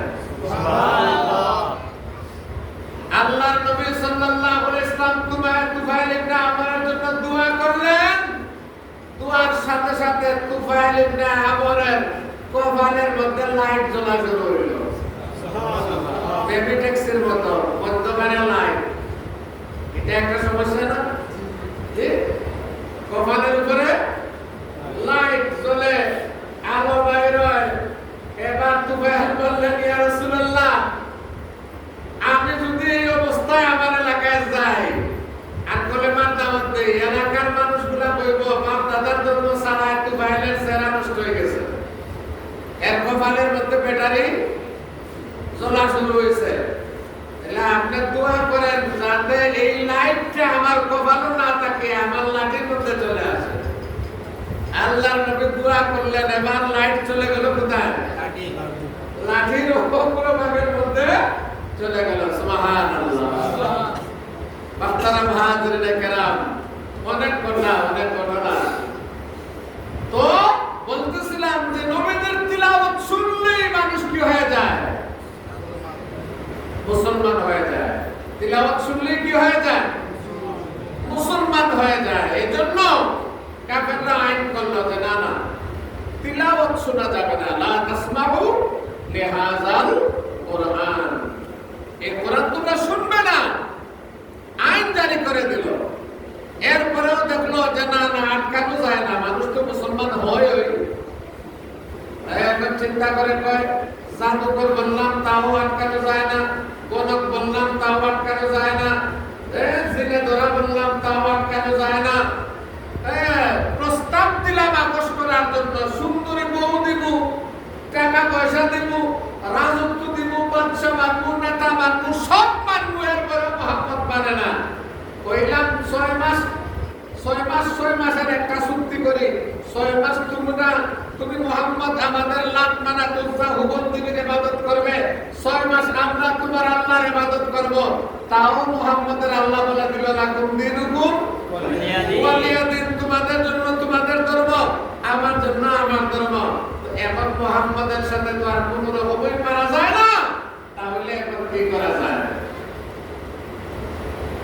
তো খারাপ মানুষের শেষ হাতিয়ার হইল জুলুম। খারাপ মানুষের শেষ হাতিয়ার কি? জুলুম। এবার আবু জেহেল সহ মক্কার লিডাররা মিটিং এর ভিতরে বসলো, আর বসে তারা সিদ্ধান্ত নিল যে আমরা মুহাম্মদকে কোন রকম ভাবে আনতে পারলাম না, কোনোভাবেই মুহাম্মদকে বানাইতে পারলাম না। আর আবু তালিবও ভাতিজার লোক ছাড়তে রাজি না। আবু তালিব যদিও মুসলমান হয় না, কিন্তু ভাতিজার লোকও তো ছাড়ে না। তাহলে একটা কাজ করো, মুহাম্মদের গোষ্ঠী বনি হাশিমের যারা আছে, আবু তালিব সহ মুহাম্মদ সহ পুরা বনি হাশিমের মানুষদেরকে আমরা বয়কট করব, জেলখানার ভিতরে আমরা ঢুকাইয়া দিব, আমরা তাদের সাথে কোনো লেনদেন করব না, কেউ তাদের কাছে খাবার পৌঁছাইতে দিব না, একটা খেজুরও দিতে দিব না, একটা পেয়ালা পানিও দিতে দিব না। শিয়াবে আবি তালিব নামক পাহাড়ের একটা উপত্যকার মধ্যে আল্লাহর নবী সাল্লাল্লাহু আলাইহি ওয়াসাল্লামকে গোষ্ঠীর মানুষ সুদ্ধা তারা বন্দী করে দিল। আল্লাহর নবীকে বন্দী করলো নবুয়তের 7ম বছর। কত বছর? 7ম বছর। নবুয়তের 7 নম্বর বছর, অর্থাৎ ওহী নাযিল হওয়ার 7 নম্বর বছর। নবীর বয়স ছিল তখন 47 বছর। কত বছর? 47 বছর। 47 বছর বয়সে আল্লাহর নবী সাল্লাল্লাহু আলাইহি ওয়াসাল্লামকে তারা গ্রেফতার করলো, শিয়াবে আবি তালিবের মধ্যে বন্দী করলো। শুধু নবীজি না, নবীজির বংশ সুদ্ধা বনি হাশিম, নবীজির বংশের যারা ছিল আবু তালিব সহ সবাইকে বন্দী করলো। শুধু ওনার চাচাদের মধ্যে আবু লাহাব বাইরে ছিল, কারণ আবু লাহাব ছিল কার দলে? কার দলে? কাফিরদের দলে। নূহ আলাইহিস সালামের ছেলে কেনান যেমন ছিল কাফিরদের দলে, নবীজির চাচা আবু লাহাবও ছিল কাফিরদের দলে। এই জন্য আবু লাহাবকে তাদের সাথে রাখছে, আবু তালিব সহ বাকিদেরকে বন্দী করছে। এখন খাবার যাইতে দেয় না, খেজুর যাইতে দেয় না, পানিও যাইতে দেয় না। দিনের পর দিন না খাইয়া থাকতে থাকতে ছোট ছোট বাচ্চাগুলা মার বুকের দুধ পায় না। মা খাইলে না দুধ হইতো, এখন মার খানি নাই, বুকের মধ্যে কি নাই? দুধ নাই। সারা রাত বাচ্চাগুলা কান্নাকাটি করে চিৎকার করে। নবীজি কষ্টে ঘুমাইতে পারেন না। আল্লাহর নবীর সাহাবীরা বলেন, শিয়াবে আবি তালিবে বন্দী থাকা অবস্থায় আমাদের এমন অবস্থা হয়েছিল, বকরির মতো বাবলা গাছের কাল বাকল পাতা আমরা চাবাইয়া চাবাইয়া খাইছি। ওমা ইসলাম সাম করা তাইছে এত সহজ না। হে মুসলমান চাম্পারা, এই চা বাগানের ভিতরে, পাহাড়ের এরিয়ার ভিতরে ইসলাম আসছে এত সহজে নয়। আল্লাহর নবী আপনার সাথীরা শিয়াবে আবি তালিবের 3 বছর বন্দী ছিলেন। কাফিররা সেখানে কোনো খালি পানি বসতে দেয় নাই। আর বাবলা গাছের খাল বাকল মাথা এগুলা নবীজির সাথীরা চাবাইয়া চাবাইয়া খাইতেন। সাহাবীরা বলেন, আমাদের পায়খানা ছাগলের বড়ির মতো হইয়া গেছিল, কারণ ছাগলও গাছের পাতা খায়, আমরাও গাছের পাতা খাইয়া জীবন ধারণ করে। চিন্তা করেন, ইসলাম চাম্পারা পর্যন্ত আসতে আল্লাহর নবীর কি পরিমাণের কষ্ট হয়েছে। 3 বছর পর্যন্ত নবীজি বন্দী থাকলেন সাথীদেরকে নিয়ে। কয় বছর? 3 বছর। 47 বছর বয়সে নবীজি ঢুকেছিলেন। 50 বছর বয়সে আল্লাহ তারা একটা চুক্তি করেছিল নবীজিকে বয়কট করবার। এটা কাবা ঘরের দরজায় লাগাইয়া দিছিল যে এই চুক্তি যারা মানবে না তাদেরকে শাস্তি দেওয়া হবে। আল্লাহ রাব্বুল আলামিন তাদের চুক্তির বিশেষ বিশেষ জায়গাগুলা ফুকা দিয়া খাওয়াইয়া শেষ করে দিয়েছে। আল্লাহর নবী তাদেরকে খবর দিলেন, তোমাদের যে চুক্তি লেখছিলে এটা ফুকায় খাইয়া শেষ। এখন তারা কয়, যদি মুহাম্মদের কথা সত্য হয় তা মুহাম্মদের জেল থেকে ছাড়া দেব। এখন গেছে কষ্ট নেই আপনারা? এখন গেছে গিয়া দেখে আসলে নবীজির কথা সত্য, কারণ নবীজির খবর চলেছে কে? এখন নবীজির জেল থেকে ছাড়ছে কয় বছর পরে? কয় বছর পরে? 3 বছর পরে আল্লাহর নবী সাল্লাল্লাহু আলাইহি ওয়াসাল্লাম 50 বছর বয়সে শিয়াবে আবি তালিবের জেলখানা থেকে নবীজি মুক্তি পাইলেন। নবীজির বংশের মানুষেরা মুক্তি পাইল, নবীজির সাথীরা মুক্তি পাইল। এবার নবীজি সাল্লাল্লাহু আলাইহি ওয়াসাল্লামের উপর আরো কষ্ট বাড়িয়া গেল রে ভাই। ওই জেলখানা থেকে বাইর হওয়ার কয়েকদিন পরে নবীজির মাতার ছায়া তিনি ছিলেন হযরতে আবু তালিব, হযরতে খাদিজা রাদিয়াল্লাহু তাআলা আনহা, যিনি ইসলামের জন্য সম্পদ খরচ করেছেন, ওনার ব্যবসা বাণিজ্য মাল সব নবীজিকে দিয়েছেন। ওই মা খাদিজা রাদিয়াল্লাহু তাআলা আনহা ইন্তেকাল করলেন। এর কয়েকদিন পরেই আবু তালিব ইন্তেকাল করলেন। শিয়াবে আবি তালিবের জেলখানা থেকে বাইর হওয়ার পরে আল্লাহর নবীর প্রিয় 2 জন মানুষ যারা নবীজির উপরে ছাতার মতো থাকতেন, ছায়া দিতেন, একজন হইলেন মা খাদিজা, তিনিও ইন্তেকাল করলেন। আর একজন হইলেন আবু তালিব, তিনিও ইন্তেকাল করলেন। আমার ভাইরা, এবার আবু তালিবও মারা গেলেন, খাদিজাও। এটা অনেক ঘটনা আছে, কিন্তু সব ঘটনা বলার থাকে তো সময় কামার দেবে না। আমি আপনাদেরকে যেখানে নিয়ে দেখতে চাই সেখানে নিয়ে কথাটা শেষ করবো। এবার দেখেন, খাদিজাও মারা গেলেন, আবু তালিবও মারা গেলেন। এবার নবীজির কষ্ট বাড়লো না কমলো? বলেন, বাড়লো না কমলো? নবীজি একে তো জেল থেকে বাইরে গেছেন, আর এরপরে প্রিয় 2 জনকে হারাইছেন। আবু তালিব নাই, খাদিজাও নাই। নবীজির প্রচন্ড কষ্ট মনের ভিতরে। আল্লাহর নবীর কষ্ট কি আল্লাহ বরদাস্ত করবেন? আলামিন খাদিজার ইন্তেকালের কারণে, আবু তালিবের ইন্তেকালের কারণে নবীজির মনের ভিতরে যে কষ্ট সৃষ্টি হয়েছে, ওই কষ্ট দূর হওয়ার জন্য আল্লাহ রাব্বুল আলামিন তার হাবিবকে মেরাজে নেওয়ার সিদ্ধান্ত নেন। সুবহানাল্লাহ। আরো জোরে বলেন সুবহানাল্লাহ। সুবহানাল্লাহ। আমরা অনেক সময় মানুষ কয় না যে ভাই মনের মধ্যে অত কষ্ট তোমার, যাও একটু বেড়াইয়া মাগাইয়া খাইয়া আও, মন একটু হালকা হইব। কয় না কয় না কয় না। আল্লাহ বললেন হাবিব খাদিজা মারা গেছে এই জন্য আপনার মনের মধ্যে এত কষ্ট, আবু তালিব মারা গেছে এই জন্য মনের মধ্যে এত কষ্ট। আই আপনি আমার আরশ বেড়াইয়া যায় না, আপনার কষ্ট দূর হইব। আল্লাহ তাআলা নবীদের মেরাজে নিয়ে গেলেন। সুবহানাল্লাযী আসরা বিআবদিহি লাইলাম মিনাল মাসজিদিল হারাম ইলাল মাসজিদিল আকসা। আল্লাহ নবীদের মেরাজে নিয়ে গেলেন। নবীজি মেরাজ করে আসলেন। মেরাজ করে আসার পরে আল্লাহ নবীর মনের মধ্যে একটা চিন্তা এলো, এখন তো খাদিজাও নাই, আবু তালিবও নাই, এখন তো কাফিররা আমার যেমনে মনে চায় মার করে। আগে তো খাদিজা দৌড়াইয়া ধরতো চাচা আবু তালিব, তার কারণে অনেক সময় মারতে হইলেও মারতো না। এখন এরা দুইজনই নাই, তাহলে আমারে তো মারতে আসাইতো না।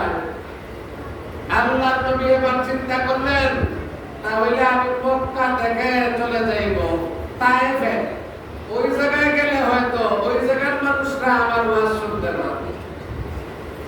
নবীজি বড় কষ্ট করে বুক ভরা আশা নিয়ে তায়েফবাসীর কাছে গেলেন। তায়েফবাসীর কাছে গিয়া নবীজি সাল্লাল্লাহু আলাইহি ওয়াসাল্লাম তাদের কাছে বুঝাইতে লাগলেন, ও তায়েফের মানুষেরা রে, আমি আল্লাহর রাসূল, আল্লাহ আমাকে সমস্ত মানুষের জন্য নবী বানিয়ে আল্লাহ আমাকে বানাইছেন। অতএব তোমরা পড়ো লা ইলাহা ইল্লাল্লাহ মুহাম্মাদুর রাসূলুল্লাহ। তায়েফের সর্দারেরা আল্লাহর নবীর কলিমা তো পড়লই না, উল্টা নবী সাল্লাল্লাহু আলাইহি ওয়াসাল্লামকে পাথর মারার জন্য ছেলেদেরকে টাকা পয়সা দিয়ে নবীর পিছনে লাইয়া দিল। ও যুবকরা, তোমরা এই যে মুহাম্মদ আর মুহাম্মদের সাথে খাদেম আছে যায়েদ ইবনে হারেসা, এই দুইজনকে তোমরা ইচ্ছামতো পাথর মারো।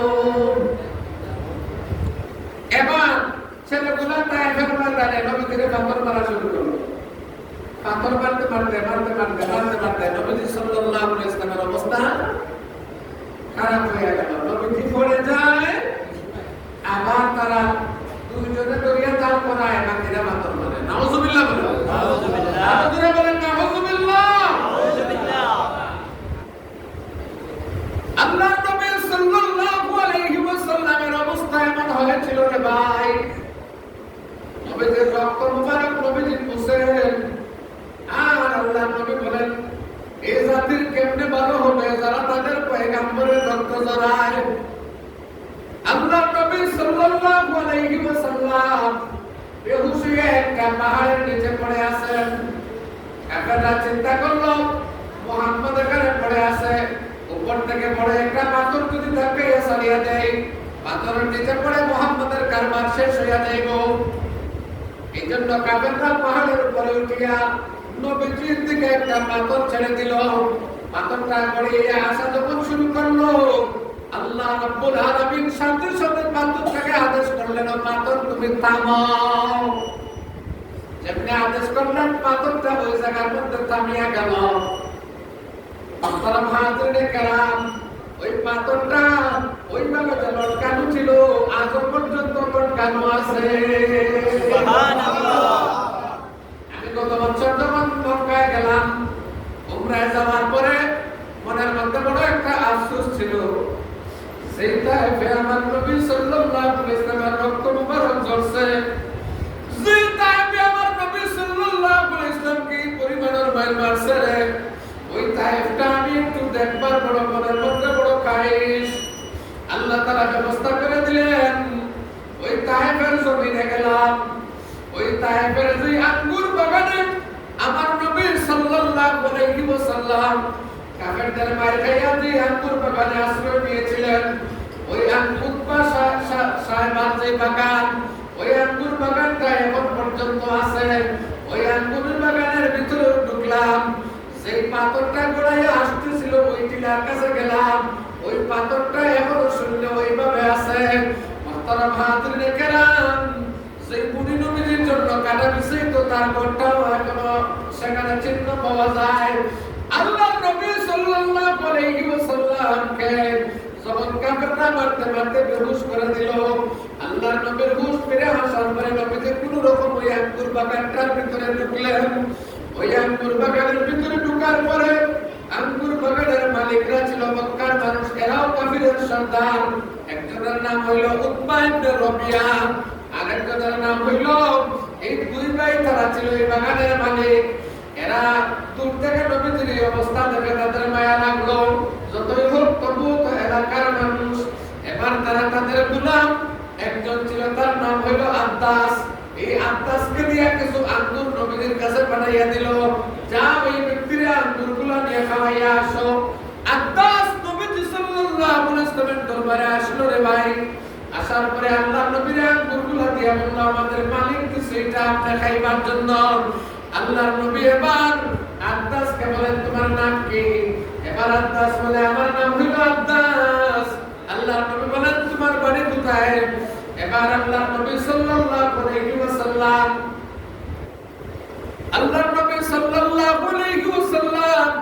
যখন বিসমিল্লাহ বলে আঙ্গুর খাওয়া শুরু করলেন, এবার আব্বাস বলে, আপনাকে আপনার পরিচয় কি? দেশে কেউ তো বিসমিল্লাহ বলে খাবার খায় না, আপনি প্রথম দেখলাম এই দেশের মধ্যে বিসমিল্লাহ বলে খাবার শুরু করলেন। এবার আল্লাহর নবী বলেন, তোমার বাড়ি কোথায় রে আব্বাস? আব্বাস বলে, আমার বাড়ি হইল ইরাকে, ইরাকের নিনুয়া শহরে। আল্লাহর নবী বলেন, নিনুয়া হইল ইউনূস আলাইহিস সালামের বাড়ি। নিনুয়া হইল ইউনূস নবীর বাড়ি। এবার আব্বাস বলে, আপনি কেমনে ইউনূস নবীরে চিনেন? আল্লাহর নবী বলেন, ইউনূস আলাইহিস সালাম নবী ছিলেন, আর আমি হইলাম আল্লাহর নবী। এক নবীর খবর আরেক নবীর কাছে থাকে।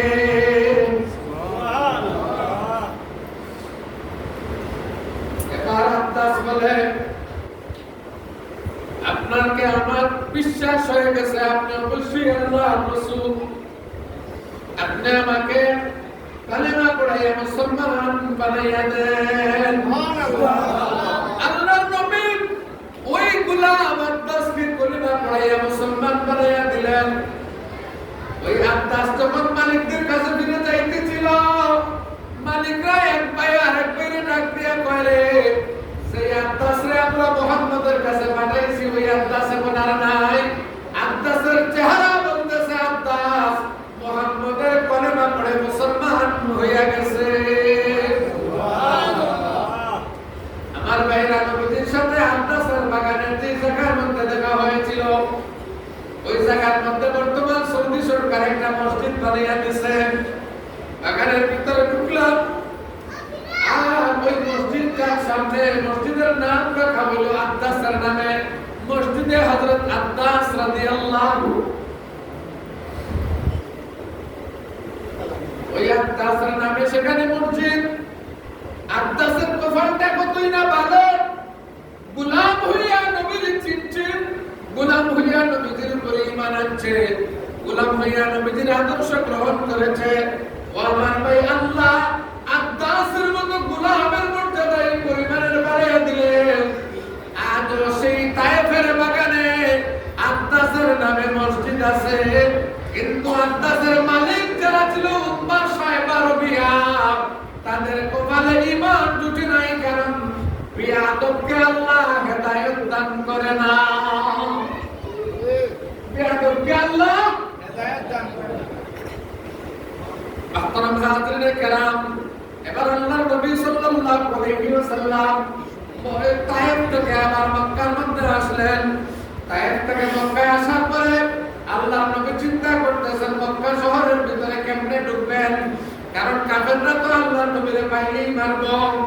এবার নবীজি সাল্লাল্লাহু আলাইহি ওয়াসাল্লাম মক্কার বাইরে একটা গাছের নিচে বসে বসে হযরত আবু বকর রাদিয়াল্লাহু তাআলা আনহুকে মক্কার একজন সর্দারের কাছে পাঠাইলেন, যাও মুতঈম ইবনে আদি তার কাছে গিয়া বলো সে যেন আমাদেরকে নিরাপত্তা দান করে। হযরত আবু বকর মুতঈম ইবনে আদির কাছে গেলেন, গিয়া বললেন, আল্লাহর নবী সাল্লাল্লাহু আলাইহি ওয়াসাল্লাম তোমার কাছে নিরাপত্তা চেয়েছেন। মুতঈম ইবনে আদি নবীকে নিরাপত্তা দান করলো। আল্লাহর নবী সাল্লাল্লাহু আলাইহি ওয়াসাল্লাম আবার মক্কার ভিতরে চলে আসলেন। সুবহানাল্লাহ। নবীজি আবার কোথায় আসলেন? মক্কায়। বছরটা ছিল নবুয়তের 12তম বছর। কত বছর? 11তম বছর। নবীজি মক্কায় আবার ফিরত আসলেন। মক্কায় ফিরত আসার পরে আল্লাহর নবী সাল্লাল্লাহু এই বছর যখন হজের সিজন শুরু হইল, মদিনা থেকে 6 জন মানুষ মক্কায় আসিয়া নবীজির বয়ান শুনিয়া মদিনার সেই 6 জন মানুষ নবীজির হাতে হাত দিয়া মুসলমান হয়ে গেল। এখন ইসলাম মক্কায় রয়েছে না মদিনার কাছে? বলেন কই গেছে? মদিনায়। মক্কায় গেছে। মক্কা থেকে আমার ইসলাম মদিনায় গেছে। ইউরিদুনা লিয়ুতফিউ নূরাল্লাহি বিআফওয়াহিহিম ওয়াল্লাহু মুতিম্মু নূরিহি ওয়ালাউ কারিহাল কাফিরুন। আল্লাহ বলেন, বেঈমান কাফেররা যতই চায় না কেন দিয়া আমার দ্বীন ইসলামকে নিভাইয়া দিবেন। না না, কোন চক্রান্ত ষড়যন্ত্র করে কোন ফুৎকার দিয়ে আমার দ্বীনকে নিভানো যাবে না রে। এটা মোমবাতির আলো নয়, এটা কেরোসিন তেলের আলো নয় যে তুমি ফু দিয়ে নিভাইয়া দিবে, বরং তোমরা নিভাইবার জন্য যত ফু দিবে আমি আল্লাহ এটাকে পরিপূর্ণতায় পৌঁছাইয়া দিব। এবার নবীজি মদিনার সেই 6 জন আনসার সাহাবীর কাছে ইসলাম পেশ করলেন। 6 জন মুসলমান হয়ে গেল। ওই 6 জন পরের বছরে আরো 6 জন নিয়ে আসলো। কতজন হইল? 12 জন। পরের বছরে 12 জন মুসলমান হয়ে গেল।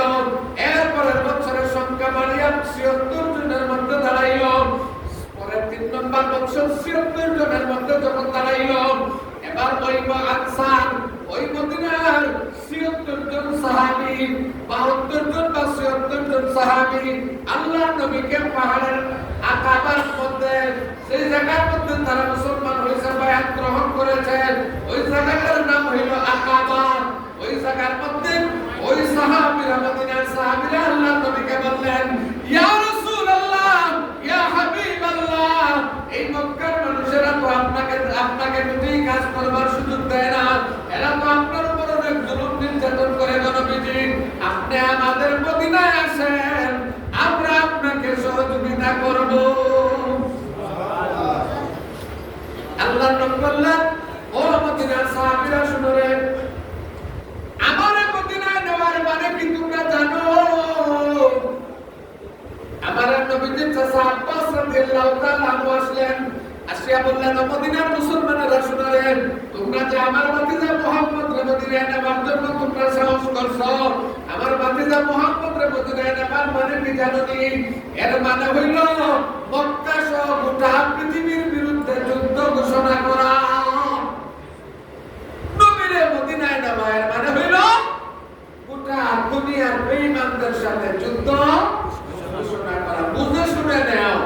যদি আমার ভাতিজার সাথে থাকতে পারো শক্তভাবে, তাহলে নেও, আর নয় যেমন আছে তেমন মক্কার মধ্যে দেখো। মদিনার সাহাবীরা জবাব দিলেন, আমরা আমাদের জীবন থাকতে নবীজির কোনো ক্ষতি হইতে দেব না। এবার প্রস্তুতি শুরু হইয়া গেল মদিনায় যাবার। কোথায় যাইবা? মদিনায়। নবীজি কিছু সাহাবীদেরকে আগেই পাঠাইয়া দিয়েছেন। মক্কা আস্তে আস্তে খালি হইয়া গেল। ওমর চলে গেছেন, আবু বকর, ওমর চলে গেছেন, এইভাবে বড় বড় সাহাবীরা সবাই মক্কা ছেড়ে কই গেছেন? মদিনায় চলে গেছেন। মুহতারাম হাজিরিনে কেরাম, মদিনায় যাওয়ার পরে এরা মদিনায় ইসলামের কাজ করতে লাগলেন। আল্লাহর নবী সাল্লাল্লাহু আলাইহি ওয়াসাল্লামের দুশমন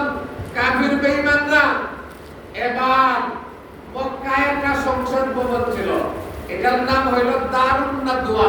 কি নাম?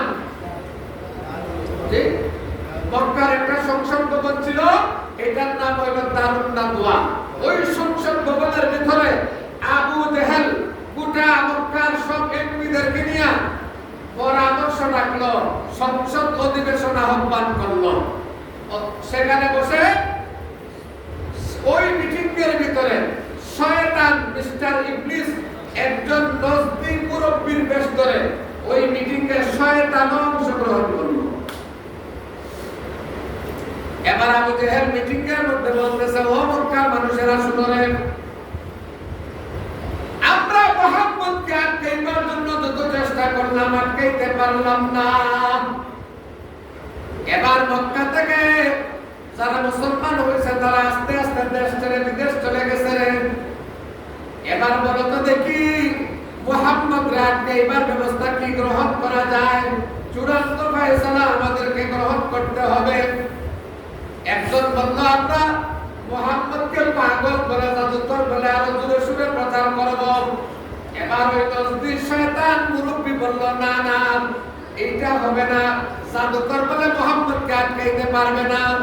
এবার আরেকজন বলল, তাহলে আমরা তাকে দেশ থেকে বিদেশে পাঠাইয়া দিব, এই দেশের ভিতরে আমরা তাকে থাকতে দিব না। এবার দেশের ভিতরে থাকতে দিব না। বাকি লোক যারা আছে ওই নজদি শয়তান বলল, এটাও সমস্যা, তোমরা যদি মুহাম্মদরে মক্কা থেকে বাহির করে অন্য কোনো দেশের মধ্যে পাঠাও, মুহাম্মদের জবানের মধ্যে যে মধু, ওই দেশের মুসলমানরা মুহাম্মদের উপর ঈমান আনিয়া মুহাম্মদের দল বড় হয়ে যাইব, মক্কায় আক্রমণ করে মক্কা দখল করে নিব। তাহলে এই প্রস্তাব মানা যায় না। এবার আবু জেহেল বলল, আমার একটা প্রস্তাব আছে। কি প্রস্তাব? কয়, এটা মুহাম্মদের জাদুকর করিয়ার লাভ নাই, দেশ থেকে বিদেশ পাঠাইয়াও লাভ নাই। একটা চূড়ান্ত ফয়সালা হইল, আমরা 100 জন যুবক ঠিক করব, আর এই যুবকরা মুহাম্মদের গড় ঘেরাও দিবে। শেষ রাতে মুহাম্মদের গড়ের ভিতরে ঢুকিয়া 100 জন যুবক উলঙ্গ তলোয়ার দিয়া একসাথে কুফ মারবে, মুহাম্মদ টুকরা টুকরা হয়ে যাবে, আর কোনো সমস্যা থাকবে না। নাউযুবিল্লাহ। আর বলে বলেন নাউযুবিল্লাহ। নাউযুবিল্লাহ। পরামর্শ মোতাবেক 100 জন যুবক ঠিক হইল। কয়জন? 100 জন ঠিক হইল। 100 জন যুবক নবীজির গড় ঘেরাও দিছে। নবীজিকে মারবার লাগে, খবর আল্লাহ জানেন না বলো? ঠিক? আল্লাহ জানেন কি খবর? কি খবর? আল্লাহ তাআলা জিবরাইলকে নবীজির কাছে পাঠাইয়া আল্লাহ তাআলা বললেন, জিবরাইল যাও আমার হাবিবকে বলো কাফিররা শেষ রাতে আক্রমণ করবে, এবার আমার নবীকে বলো তিনি যেন আজকে রাতেই মক্কা থেকে মদিনার পথে রওনা হয়ে যান। আল্লাহর নবী বললেন, ভাই জিবরাইল, কাফিররা উলঙ্গ তলোয়ার দিয়ে বড় ঘেরাও করছে, আমি এর মধ্যে কেমনে মারব? জিবরাইল বললেন, কেমনে মারবেন মানে? আল্লাহ বলেছেন আপনি যেন এক মুষ্টি বালি হাতের মধ্যে নিয়ে সূরা ইয়াসিনের শুরু থেকে ফাগশাইনা বুকাহুম লা ইউবসিরুন পর্যন্ত তিলাওয়াত করেন, আর কাফিরদের উদ্দেশ্যে ছাড়িয়ে দেন। আল্লাহ প্রত্যেকটা কাফিরের চোখে চোখে এক একটা বালিরে বোম বানাইয়া ঢুকে দিব। সুবহানাল্লাহ। আল্লাহর নবী সাল্লাল্লাহু আলাইহি ওয়াসাল্লাম হযরত আলীকে ডাক দিয়ে বললেন, আলী রে, মক্কার মানুষের অনেক সোনা দানা টাকা পয়সা আমার কাছে আমানত জমা আছে, এগুলা না দিয়ে গেলে তারা আবার খবর শোনাইব মুহাম্মদ আপনার মাল মারি দিছে। ঠিক না ঠিক? আল্লাহর নবী বলেন, আমি আমানতের খেয়ানত করব না। ও আলী, তুমি আমার চাদর গায়ে দিয়ে আমার বিছানার মধ্যে ঘুমাইয়া পড়ো, আগামীকাল সকালে মানুষের পাওনা দিয়া এরপরে তুমি আমার সাথে দেখা করবে। হযরত আলী নবীর বিছানার মধ্যে ঘুম পাতাইয়া আল্লাহর নবী বাইরে হইয়া গেলেন ঘর থেকে, এক মুষ্টি বালি হাতের মধ্যে দিলেন, আর তিলাওয়াত শুরু করলেন, ইয়াসিন ওয়াল কুরআনিল হাকীম ইন্নাকা লামিনাল মুরসালিন। আল্লাহর নবী তিলাওয়াত করেন, ওই বালির মধ্যে ফু দিয়া ছাড়িয়ে দিলেন, বালিগুলা কাফিরদের চোখের মধ্যে ঢুকিয়া তাদেরকে অন্ধ বানাইয়া দিল। সুবহানাল্লাহ। আল্লাহ বলেন ওয়া মা রামাইতা ইদ রামাইত ওয়ালাকিন্নাল্লাহা রামা। আল্লাহ বলেন নবী গো ওই দিন যে বালি নিক্ষেপ করেছিলেন দেখতে দেখা গেছে আপনার হাত দিয়ে বালি নিক্ষেপ করছেন, কিন্তু নবী গো ওই দিন আপনার হাত দিয়ে আপনি বালি নিক্ষেপ করেন নাই, বরং আপনার হাতের সাথে আমি আল্লাহর কুদরতি হাত একত্রিত হইয়া আমার হাতে বালি নিক্ষেপ করেছি। নবীজি বাইর হইয়া আবু বকরকে নিয়া মদিনার পথে রওনা হইয়া গেলেন। সুবহানাল্লাহ সুবহানাল্লাহ। আর কথা লম্বা করব না, রাত 11টা বাজে। আবু বকরকে নিয়া আল্লাহর নবী সাল্লাল্লাহু আলাইহি ওয়াসাল্লাম গেলেন গারে সওরে। সেখানে 3 দিন নবীজি থাকলেন। 3 দিন পরে আল্লাহর নবী গারে সওর থেকে বাইর হইয়া আল্লাহর নবী মদিনার পথে রওনা করলেন। 3 দিনের পরে যখন রওনা করছেন পেটের মধ্যে বুক আছে না নাই? আছে না নাই? এখন খাইবেন কোন জায়গায়? একটাই তো লুকাইয়া চলতেছে কাফিররা যাতে না দেখে। আর কাফিররা ঘোষণা করছে মুহাম্মদকে কেউ যদি জীবিত বা মৃত দরিয়া দিতে পারে 100 উট পুরস্কার দেওয়া হবে। এখন একদলের লুকাইতেছে নবীজির ধরার জন্য, আর আল্লাহর নবী লুকাইয়া আবু বকরকে নিয়ে চলতেছেন। সাথে একজনে পথ দেখাইতেছেন, তার নাম হইল আব্দুল্লাহ ইবনে আরিকাত। এবার সামনে একজন মহিলার বাড়ি ভাইলেন। এই মহিলা গরিব মানুষ, নাম হইল উম্মে মাবাদ। এই মহিলা মানুষের বকরি রাখালি করে আর জীবন যাপন করে।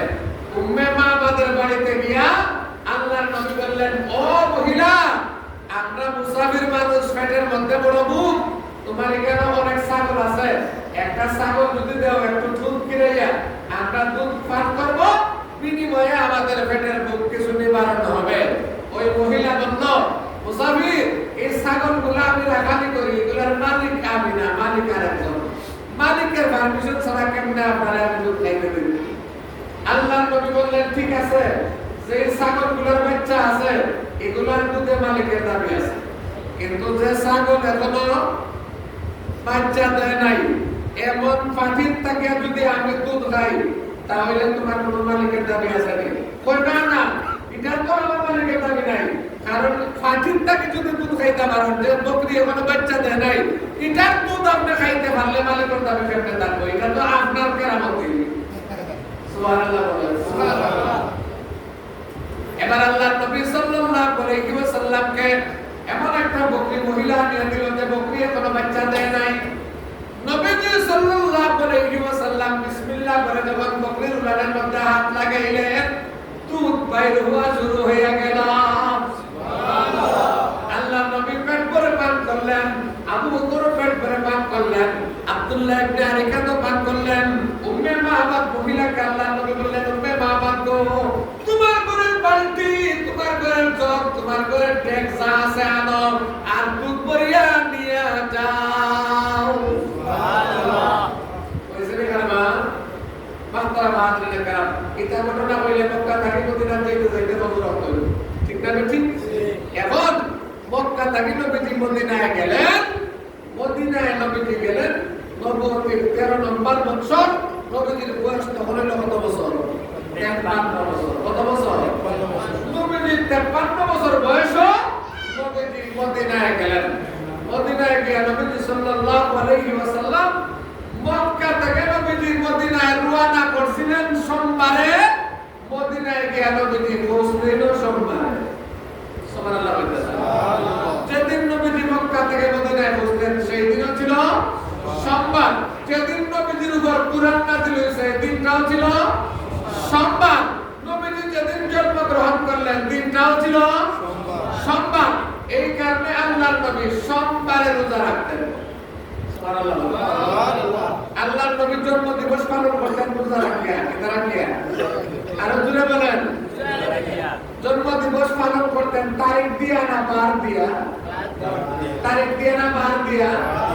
12 রবিউল আউয়াল রোজা রাখতেন না সোমবার? সোমবার রোজা রাখতেন। বছরে একদিন সোমবার না প্রত্যেক সপ্তাহ সোমবার?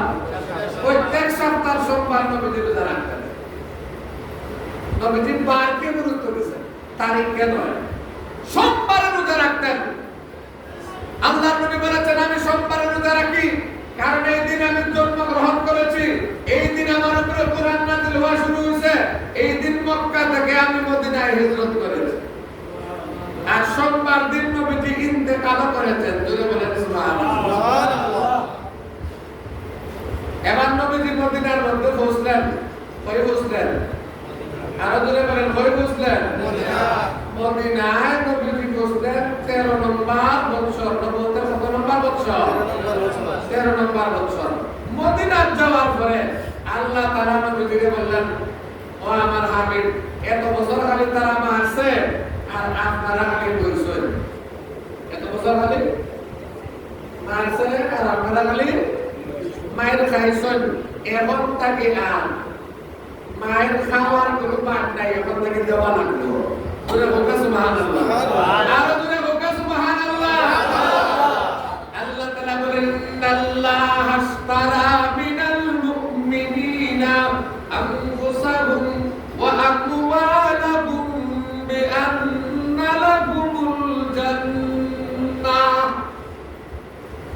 আয়াত নাযিল করে দিলেন, নবী গো, মুমিনের জানার মাল আমি আল্লাহ বেহেশতের বিনিময়ে খরিদ করে নিয়েছি, অতএব আল্লাহর রাস্তায় লড়াই করো। এখন আর খালি মার খাইলে হবে না, মার দেওয়া লাগবে। এখন আর মার খাইলে মার দেওয়া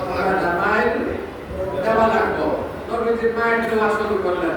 15 দিন আবু জাহল সব নেতা শেষ, 70 জন বাহতারা মুহাজিরিনে কেরাম বদরের কুয়ার মধ্যে মক্কার যারা ভাগা নেতা আছে, জাতীয় নেতা সব শেষ।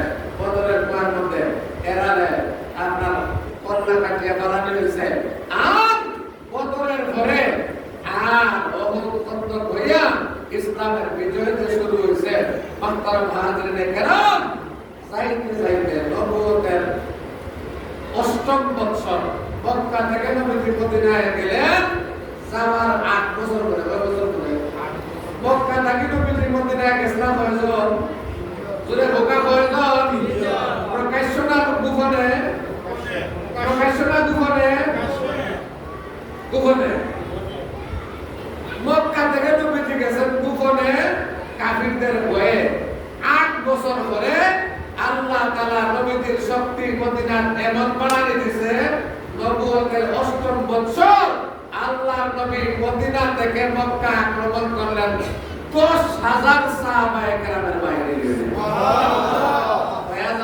10,000 ইন্না ফাতাহনা লাকা ফাতহান মুবিনা লিয়াগফিরা লাকাল্লাহু মা তাকাদ্দামা মিন যামবিকা ওয়া মা তাআখার ওয়া ইউতিম্মা নি'মাতাহু আলাইকা ওয়া ইয়াহদিয়াকা সিরাতাম মুস্তাকিমা ওয়া ইয়ানসুরাকাল্লাহু নাসরান আজিজা।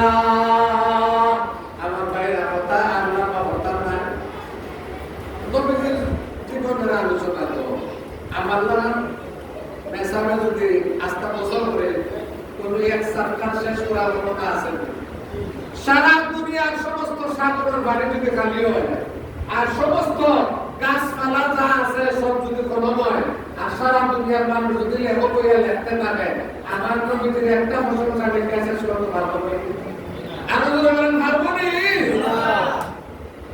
তাইলে আমরা বইয়া শেষ করতে পারবো। পুরা বললাম, বাকি হুজুরের রাস্তা কিন্তু আপনারা শুনলাম, আরো আলেমদের রাস্তা কিন্তু আপনারা শুনবেন। মূল কথা হইল নবীকে জানবার জন্য কিছু কথা বললাম, যে আমাদের মনের ভিতরে যাতে একটা আফসোস তৈরি হয় যে আমার নবীর জীবনীটা আমার পড়ার দরকার, আমার নবীর আদর্শটা আমার জানা দরকার। আছে না নাই? আছে না নাই? বাহতারা মুহাজিরিনে কেরাম মক্কা থেকে নবীজি আসলেন 8 বছর পরে। এখানে 10,000 সাহাবীর বাহিনী। এখন মক্কার যারা আছিল এরা আর হুশ জায়গাত আছিল মনে করো, ঠিক? এখন আর হুশ জায়গাত নাই। ওই আইজার মুহাম্মদ ফেমিলু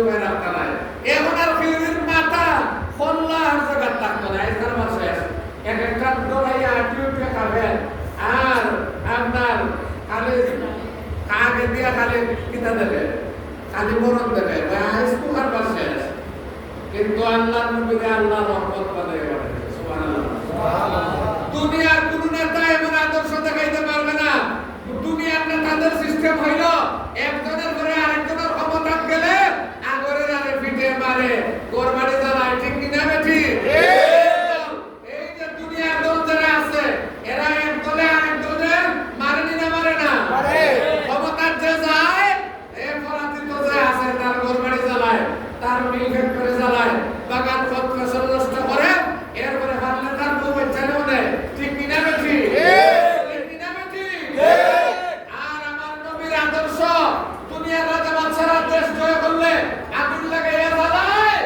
আমার নবী মক্কা বিজয় করলেন, যে মক্কার মানুষ নবীরে পাগল কইছে, জাদুকর কইছে, কনক কইছে, কথা কইছে, আল্লাহর নবী মক্কায় আসিয়া ঘোষণা করলেন যারা নিজ নিজ ঘরে দরজা লাগাইয়া বইবা তারা নিরাপদ, কোনো আক্রমণ করা হবে না। যারা মক্কার নেতা আবু সুফিয়ানের ঘরে যাইবা তারাও নিরাপদ, যারা কাবা করে আশ্রয় নিবে তারাও নিরাপদ। সুবহানাল্লাহ। আল্লাহর নবী মক্কা বিজয় করলেন যুদ্ধ ছাড়া, বিনা রক্তপাতে। আল্লাহর নবী এই মক্কার মানুষদেরকে চাইলে টুকরা টুকরা করতে পারতেন, নবীজি মানলেন না, ক্ষমা করে দিলেন, বললেন আজকে তোমাদের প্রতি আমার কোনো অভিযোগ নাই। মাহতারাম হাজিরিনে কেরাম, মক্কার মানুষরা দলে দলে মুসলমান হওয়া শুরু হইল। আল্লাহ আয়াত সূরা নাযিল করলেন, ইযা জাআ নাসরুল্লাহি ওয়াল ফাত ওয়া রাআইতান নাসা ইয়াদখুলুনা ফি দীনিল্লাহি আফওয়াজা ফাসাব্বিহ বিহামদি রাব্বিকা ওয়াস্তাগফির ইন্নাহু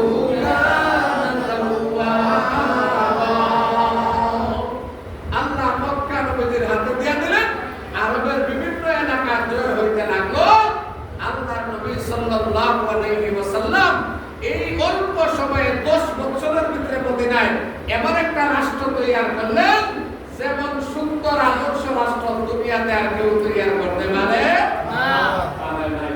এবার বলেন নবীর রাষ্ট্রে কোনো অন্যায় ছিল, জুলুম ছিল, গম চুরি, চাউল চুরি, টেন্ডার চুরি, গাছ চুরি, মাছ চুরি, এটা কোন কিছু ছিল নবীর রাষ্ট্রে?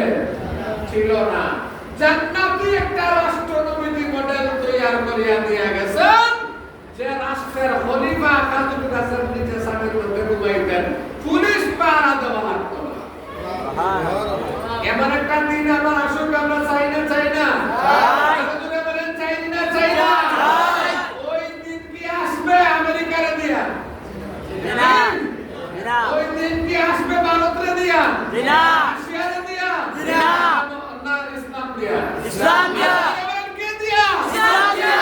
আমরা যদি চাই আমরা নিশ্চিন্তে ঘুমাইব, চোরের ভয় থাকবে না, ডাকাতের ভয় থাকবে না, আপনার হাইজাকারের ভয় থাকবে না। আমি ইচ্ছা মতো আমার ঘরে ঘুমাইব, ইচ্ছা মতো গভীর রাত্রে আমি পাহাড়ের ভিতর দিয়ে যাইব, কেউ আমার উপরে অ্যাটাক করবে না, আক্রমণ করবে না।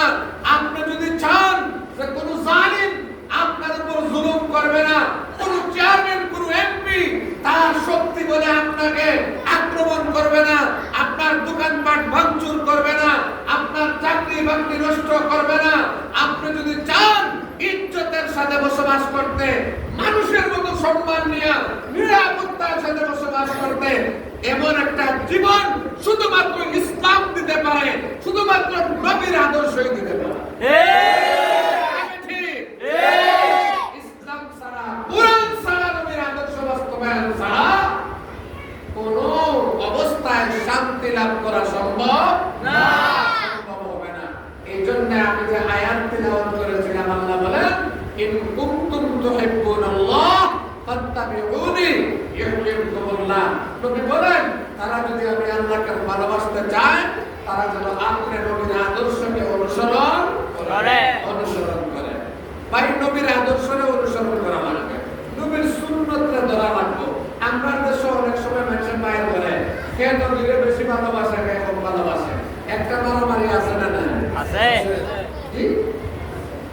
কেউ করে আমরা নবীরে ভালোবাসি, এরা ভালোবাসে না, কেউ বলে আমরা ভালোবাসি, এরা ভালোবাসে না। এই ভালোবাসা মাসের ঠেলাঠেলি আছে না না? আরো জোরে বলেন আছে না না? আচ্ছা, ভালোবাসা থাকে বাইরে না অন্তরে? বাইরে না অন্তরে? এটা মাপবার কোনো ভালোবাসা মারান আছে নি? অন্তর মাপবার কোনো মিটার আছে নি? নাই। কার মানে নবীর ভালোবাসা কতখান আছে বুঝবা কেমনে? কেমনে বুঝবা? নবী একটা মাপ কাটি দিয়ে গেছে বুঝার জন্য। কে নবীরে কতটুকু ভালোবাসে, কার ভিতরে নবীর ভালোবাসা আছে, এটা কেমনে বুঝবেন? নবীজি একটা থার্মোমিটার দিয়ে গেছেন। সুবহানাল্লাহ বলেন। সুবহানাল্লাহ। থার্মোমিটারটা কি? আল্লাহর নবীর হাদিস। আল্লাহর নবী বলেন, মান আহাব্বা সুন্নতি ফাকাদ আহাব্বানি ওয়া মান আহাব্বানি কানা মা'i ফিল জান্নাহ। আল্লাহর নবী বলেন, উম্মত শুনো রে, মান আহাব্বা সুন্নতি, যে আমি নবীর সুন্নতরে মহব্বত করলো, আমার দাড়িরে মহব্বত করলো, আমার টুপিরে মহব্বত করলো, আমার জুব্বারে মহব্বত করলো, আমার মতো ডাইন করতে ঘুমাইলো, আমার মতো বিসমিল্লাহ বলে খাইলো, আমার মতো ডাইন পায়ে ঘর থেকে বাইরে হইলো, আমার মতো ডাইন পায়ে মসজিদে ঢুকলো, বাম পাও দিয়ে বাইরে হইলো, আমার মতো বাম পায়ে বাথরুমে ঢুকলো, ডাইন পাও দিয়ে বাইরে হইলো, আমার তরিকায় বিয়া শাদী করলো, আমার তরিকায় ব্যবসা বাণিজ্য করলো, আমার তরিকায় দেশ চালাইলো, আমার তরিকায় সমাজ চালাইলো, আমার তরিকায় জামাই বউ একজন আরেকজনের সাথে ব্যবহার করলো, বাবা সন্তানের সাথে ব্যবহার করলো, সন্তান বাবার সাথে ব্যবহার করলো, ভাই ভাইয়ের সাথে ব্যবহার করলো, মুসলমান মুসলমানের সাথে ব্যবহার করলো। আমি নবীর তরিকা মতো, আমি নবীর সুন্নাত মতো, যে আমি নবীর সুন্নাতকে ভালোবাসবে, আল্লাহ নবী বলেন, মান আহাব্বা সুন্নতি, যে আমি নবীর সুন্নাতকে ভালোবাসলো, আমার তরিকারে ভালোবাসলো, ফাকাদ আহাব্বানি, সে যেন আমি নবীরই ভালোবাসলো। সুবহানাল্লাহ। সে মুজিব কুটরে ভালোবাসলো। বলেন, কেউ রাগ করবেন না, উদাহরণের জন্য বলতেছি। যে মুজিব কুটরে ভালোবাসলো, সে যেন শেখ মুজিবরে ভালোবাসলো। বলেন, যে মুজিব কুটরে ভালোবাসলো, সে যেন শেখ মুজিবরে ভালোবাসলো। যে জিয়াউর রহমানের কালো চশমাটা ভালোবাসে, সবসময় ব্যবহার করলো, সে যেন জিয়াউর রহমানকেই ভালোবাসলো। ঠিক কিনা বেঠে? বলেন, ঠিক কিনা বেঠে? যে তাদের শিশুকে ভালোবাসলো, সে যেন খালেদা জিয়ারে ভালোবাসলো, জিয়ারে ভালোবাসলো। যে লাঙ্গলরে ভালোবাসলো, সে যেন এরশাদ চাচারে ভালোবাসলো। ঠিক কিনা বেঠে? আল্লাহর নবী বলেন, শুনো শুনো শুনো, আল্লাহর নবী বলেন, যে ব্রাজিলের পতাকায় ভালোবাসলো, সে যেমন ব্রাজিলকে ভালোবাসলো। যে আর্জেন্টিনার পতাকা তার বাড়ির ছাদের মধ্যে টাঙ্গাইলো, সে তো আর্জেন্টিনার ভালোবাসলো। আল্লাহর নবী বলেন, শুনো রে, ঠিক তেমনি ভাবে মান আহাব্বা সুন্নতি, যে আমার সুন্নতরে ভালোবাসলো, ফাকাদ আহাব্বানি, সে যেন আমি নবীরই ভালোবাসলো। সুবহানাল্লাহ। নারায়ে তাকবীর। নারায়ে তাকবীর। আল্লাহু আকবার। দিন ইসলাম, দিন ইসলাম। জিন্দাবাদ, জিন্দাবাদ। আল কুরআনের আলো। ঘরে ঘরে জালো। তেরা মেরা রিশতা क्या? লা ইলাহা ইল্লাল্লাহ। তেরা মেরা রিশতা क्या? লা ইলাহা ইল্লাল্লাহ। তাহলে নবীরে ভালোবাসে, এটা বুঝবেন কেমনে? যে নবীর সুন্নতকে ভালোবাসে। বলেন, নবীরে ভালোবাসে, এটা বুঝবেন কেমনে? নবীর সুন্নতকে ভালোবাসে। নবীর সুন্নতরে যে ভালোবাসলো, সে যেন নবীরই ভালোবাসলো। যে নবীরই ভালোবাসলো, যে নবীর সুন্নতরে ভালোবাসলো, আর যে নবীরে ভালোবাসলো, সে নবীর সাথে জান্নাতে লাগবে। সুবহানাল্লাহ বলেন। কথা শেষ। আমরা নবীর ভালোবাসা চাইনি, আরো জোরে কথা চাইনি। নবীরে ভালোবাসার প্রমাণ কি? নবীর সুন্নতকে ভালোবাসা, নবীর তরিকাকে ভালোবাসা, নবীর আদর্শকে ভালোবাসা। এই জন্য আমার ভাই, আমরা নবীর আদর্শকে ভালোবাসবো, নবীর সুন্নতকে ভালোবাসবো। আমরা নবীর আদর্শ মোতাবেক জীবন গঠন করব।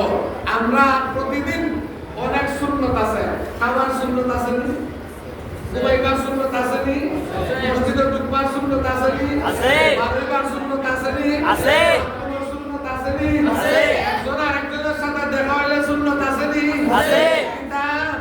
আসসালামু আলাইকুম।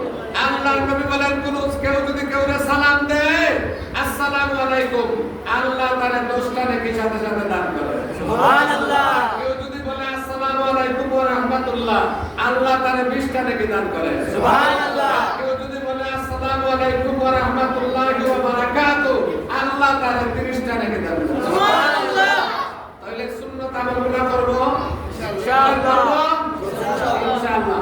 আমি জানি আপনারা অনেক কষ্ট, রাত 2টা বাজে গেছে, সামপারা আনারে পাইছি তো বলতে আর বাজে তাড়াতাড়ি ফাইলিং এর মধ্যে কোনো সুযোগ নাই। এইজন্য একটু লম্বা করছি। আর হুজুর তো খান্দাত আসলে হিসেবে সাহস আছে। তো এবার বলেন নবীরে ভালোবাসা মানে নবীর সুন্নতকে ভালোবাসা। বলেন নবীর সুন্নতকে ভালোবাসা। যে নবীর সুন্নতকে ভালোবাসে সে নবীরে ভালোবাসে। যে নবীর সুন্নত পছন্দ করে না সে নবীরেও বাসে না। ভালোবাসে না। কথা পরিষ্কার? আমার কথা না নবীর কথা? আমার কথা না নবীর কথা? নবীর কথা। নবীর কথা। যে আমার সুন্নত মহব্বত করলো সে যেন আমি নবীরে মহব্বত করলো। এবার দেখেন 5 ওয়াক্ত নামাজ পড়া লাগবে কি? রাখবো। স্কুল রাইতে কাম শেষ। জি লাগবে নি? নামাজ নাই যান, বলেন নামাজ নাই যান, ইমান নাই যান। ইমান নাই তার। আমার কথা না নবীর কথা? লা সালাতা লাহু লিমান লা ঈমানা লাহু। আল্লাহর নবী বলেছেন যার নামাজ নাই তার ঈমান হয় না। এজন্য নামাজ পড়তে হবে ভাই। নামাজ পড়তে হবে। প্রত্যেক মুসলমান বালিগ পুরুষ মহিলা প্রত্যেকেই নামাজ পাবন্দির সাথে 5 ওয়াক্তের নামাজ আদায় করবেন ইনশাআল্লাহ। ইনশাআল্লাহ। আল্লাহ সবাইকে তৌফিক দান করেন। আমিন। ওয়া আখিরু দাওয়ানা আনিল হামদুলিল্লাহি রাব্বিল আলামিন। আসসালামু আলাইকুম ওয়া রাহমাতুল্লাহ। নারায়ে তাকবীর। আস্তাগফিরুল্লাহ ইন্নাল্লাহা গফুরুর রহিম। আল্লাহুম্মা আমিন। আলহামদুলিল্লাহি রাব্বিল আলামিন ওয়াস সালাতু ওয়াস সালামু আলা খায়রি খালকিহি মুহাম্মাদিন ওয়া আলিহি ওয়া সাহবিহি আজমাইন। আমিন। আল্লাহুম্মা ইগফির লানা ওয়া লিওয়ালিদাইনা রাব্bi রহমহুমা কামা রাব্বায়ানি সাগীরা। رب ارحمهما كما ربياني صغيرا. اے اللہ জীবনের সব গুনাহ থেকে তওবা করলাম। اے আল্লাহ শর্মিন্দা হইয়া তোমার দরবারে হাত উঠাইলাম। যত গুনাহ করিয়াছি করি দাও মাফ। শয়তানি ওয়াসওয়াসা হইতে দিলে রাখো সাফ। গুনার কারণে আমরা দূরে না ফেলিও। আমরা যদি বলি আল্লাহ তুমি না ভুলিও। এই আল্লাহ আমরারে মাফ করো, আমরার মা বাপরে মাফ করো। আল্লাহ আমরার দাদা দাদি নানা নানিরে মাফ করো। আমরার শ্বশুর শাশুড়িরে মাফ করো। আমাদের বিবি বাচ্চাদেরকে মাফ করো। ভাই বোন আত্মীয় স্বজনদেরকে মাফ করো। বন্ধু বান্ধবদেরকে মাফ করো।